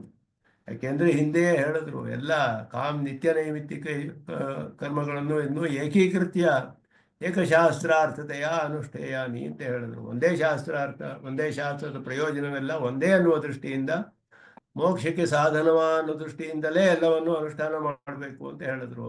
ಯಾವುದು ಅನುಷ್ಠಾನ ಮಾಡಲೇಬೇಡಿ ಅಂತ ಹೇಳಲಿಲ್ಲ. ಆದರೆ ಅದರಲ್ಲಿ ಸಂಘವನ್ನು ಇಟ್ಕೋಬೇಡಿ, ಅದರ ಫಲದಲ್ಲಿ ಅದುವೇ ಫಲ ಅಂತ ಆಸೆಯಿಂದ ಮಾಡಿದ್ರೆ ಬಂಧಿಸುತ್ತೆ ಅದು. ಆದ್ದರಿಂದ ಅದನ್ನು ಇಲ್ಲಿ ದೇಶಕ್ಕೆ ಸ್ಪಷ್ಟವಾಗಿ ಹೇಳ್ತಾ ಇರೋದು. ದೇಶಕ್ಕೆ ನಿಸ್ಸಂಗೇನ ಕಾಮ್ಯಾನ ಪಿತರಣಂ ಅನುಮನ್ಯತೆ ಸ್ವರೂಪ ಮಾತ್ರಸ್ಯ ಮೋಕ್ಷ ವಿರೋಧಿತ್ವ ಅಭಾವಾತೆ. ಕರ್ಮ ಸ್ವರೂಪವೇ ಮೋಕ್ಷಕ್ಕೆ ವಿರುದ್ಧವಲ್ಲ. ಮೋಕ್ಷೇಚ್ಛಾ ಅಸ್ತಿ ಚೇತ್, ಮೋಕ್ಷದಲ್ಲಿ ಇಚ್ಛೆ ಇದ್ದರೆ ಬಂಧಕ್ಕೆ ಛಾನ ಕಾರ್ಯ. ಬಂಧಕವಾಗುವುದ ಇಚ್ಛೆಯನ್ನು ಮಾಡಬಾರ್ದು. ಮೋಕ್ಷದಲ್ಲಿ ಇಚ್ಛೆ ಇದ್ದರೆ ಯಾವುದು ಬಂಧಿಸಿತೋ ಅದರಲ್ಲಿ ಇಚ್ಛೆ ಇರಬಾರ್ದು. ಬಂಧಕದಲ್ಲಿ ಇಚ್ಛೆ ಇದ್ದರೆ ಮೋಕ್ಷ ಇಚ್ಛೆ ಬರೋದಿಲ್ಲ. ಆದ್ದರಿಂದ ಇದು ಬಹಳ ವಿಶೇಷವಾಗಿ ಅರ್ಥವನ್ನು ತಿಳಿಸ್ತಾರೆ. ಮುಂದೆ ಅದನ್ನು ಹೇಳ್ತಾರೆ. ಏವಂ ಅತ್ಯಲ್ಪ ಫಲಾನಿ ಪುನರ್ಜನ್ಮ ಪ್ರಸವಾನಿ ಕರ್ಮಾಣಿ ಮಾತಾಪಿತೃ ಸಹಸ್ರೇಭ್ಯೋಪಿ ವತ್ಸಲತರತೆಯ ಆತ್ಮೋಜ್ಜೀವನೆ ಪ್ರವೃತ್ತ ವೇದಾಃ ಕಿಮರ್ಥಂ ವದಂತಿ ಕಥಂ ವಾ ವೇದೋದಿದಂ ತ್ಯಾಜ್ಯತೆಯ ಉಚ್ಯತೆ. ವೇದಕ್ಕೆ ಒಂದು ವಿಶೇಷಣವನ್ನು ಹೇಳ್ತಾರೆ. ವೇದ ಹೇಗೆ ಅಂದರೆ ಮಾತಾಪಿತೃ ಸಹಸ್ರೇಭ್ಯೋಪಿ ವತ್ಸಲತರ ಶಾಸ್ತ್ರಂ ಅಂತ ಹೇಳೋದು. ವೇದಕ್ಕೆ ಒಂದು ಜನ್ಮದಲ್ಲಿ ನಮಗೆ ಒಬ್ಬರು ಮಾತೃಪಿತೃಗಳಿರ್ತಾರೆ, ಅವರ ವಾತ್ಸಲ್ಯವನ್ನೇ ಎಷ್ಟು ಅನುಭವಿಸ್ತೀವಿ. ಸಾವಿರಾರು ಜನ್ಮಗಳಲ್ಲಿ ನಮಗೆ ಇದ್ದಂತಹ ಸಾವಿರಾರು ಮಾತೃಪಿತೃಗಳು ಎಷ್ಟು ಜನ್ಮ ಆಗಿದೆಯೋ ಎಲ್ಲ ವಾತ್ಸಲ್ಯ ಸೇರಿದ್ರೆ ಅದಕ್ಕಿಂತ ಅಧಿಕವಾದ ವಾತ್ಸಲ್ಯವನ್ನು ವೇದ ಹೊಂದಿದೆ ಅಂತ ಹೇಳ್ತಾರೆ. ಅಂತಹ ಮಾತಾಪಿತೃ ಸಹಸ್ರೇಭ್ಯೋಪಿ ವತ್ಸಲತರ ಶಾಸ್ತ್ರಂ. ವತ್ಸಲ ಅತ್ಯಂತ ಹೆಚ್ಚಾದ ವಾತ್ಸಲ್ಯವುಳ್ಳಂತಹ ಈ ಶಾಸ್ತ್ರವು ಯಾಕೆ ತ್ಯಾಜ್ಯವಾದ್ದೆಲ್ಲ ಹೇಳಬೇಕು ಅನ್ನೋದು ಪ್ರಶ್ನೆಯಲ್ಲಿ. ಆತ್ಮೋಜ್ಜೀವನೆ ಪ್ರವೃತ್ತಾಹ ವೇದಾಹ. ಆತ್ಮಜೀವನದಲ್ಲಿ ಪ್ರವೃತ್ತವಾದ ವೇದಗಳು ಅಲ್ಪ ಫಲಾನಿ ಪುನರ್ಜನ್ಮ ಪ್ರಸವಾನಿ ಕರ್ಮಾಣಿ, ಅಲ್ಪವಾದ ಫಲ ಕೊಡಕ್ಕೆ ಮತ್ತೆ ಮತ್ತೆ ಜನ್ಮ ಉಂಟು ಮಾಡುವಂತಹ ಕರ್ಮಗಳು. ಕಿಮರ್ಥಂ ವದಂತಿ, ಯಾಕೆ ಹೇಳ್ಬೇಕು ಅದನ್ನೆಲ್ಲ? ಹೇಳದೇ ಇರ್ಬೋದಾಗಿತ್ತಲ್ಲ, ಅಷ್ಟೊಂದು ವಾತ್ಸಲ್ಯ ಇದೆ ವೇದಕ್ಕೆ ಅಂದರೆ. ಹಾಗೆಯೇ ವೇದದಲ್ಲಿ ಹೇಳಿರೋದ್ರೆ ಹೇಗೆ ತ್ಯಾಗ ಅಂತ ಹೇಳ್ತೀರಾ? ಅತ್ಯಂತ ವಾತ್ಸಲ್ಯವುಳ್ಳ ವೇದ ಹೇಳಿರೋ ಎಲ್ಲ ಕೂಡ ನಾವು ಉಪಾದೇಯ ತಾನೆ. ತ್ಯಾಗ ಹೇಗಾಗತ್ತೆ? ಅದು ಹೇಗೆ ತ್ಯಾಗ ಮಾಡೋಕ್ಕೆ ಸಾಧ್ಯ? ಅದನ್ನೇ ಇಲ್ಲಿ ಹೇಳ್ತಾರೆ ಮುಂದಿನ ಶ್ಲೋಕಗಳಲ್ಲಿ. ತ್ರೈಗುಣ್ಯ ವಿಷಯ ವೇದ ನಿಸ್ತ್ರೈಗುಣ್ಯೋ ಭವಾರ್ಜುನ. ಇದೆಲ್ಲ ಬಹಳ ವಿಶೇಷವಾದ ವ್ಯಾಖ್ಯಾನ. ಇದಕ್ಕೂ ಕೂಡ ಒಂದು ವಿಸ್ತಾರವಾದ ವ್ಯಾಖ್ಯಾನವಿದೆ. ಇದೆಲ್ಲ ಬಹಳ ಮುಖ್ಯವಾದ ಭಾಗಗಳು. ಕರ್ಮ ವಿಷಯದಲ್ಲಿ, ಮುಮುಕ್ಷುವಿನ ವಿಷಯದಲ್ಲಿ ಭಾಷ್ಯಕಾರರು ತಿಳಿಸ್ತಾರೆ. ಅದನ್ನು ಮುಂದೆ ಅನುಸಂಧಾನ ಮಾಡೋಣ ಅಂತ ಹೇಳಿ ಎಲ್ಲರಿಗೂ ನಮಸ್ಕಾರ ತಿಳಿಸ್ಕೊಳ್ತೇನೆ. ಯೋನಿತ್ಯಮಚ್ಯುತ ಪದಾಂಬುಜೆ ವ್ಯಾಮೋಹತಃ ತರಿತರಾಡ್ನಾಯ ಮೇನೆ ಅಸ್ಮದ್ಗುರೋರ್ಭಗವತೋಸ್ಸಿರೇಕ ಸಿಂಧೋ ರಾಮಾನುಜಸ್ಯಜನೋ ಶರಣಂ ಪ್ರಪದ್ಯೆ. ವೇದಾರ್ಕಿಕ ಸಿಂಹಾಯ ಕಲ್ಯಾಣ ಗುಣಶಾಲಿನೇ ಶ್ರೀಮದ್ ವೆಂಕಟೇಶಾಯ ವೇದಾಂತ ಗುರವೇ ನಮಃ. ಶ್ರೀಮತೆ ನಿಗಮಾಂತ ಮಹಾದೇಶಿಕಾಯ ನಮಃ.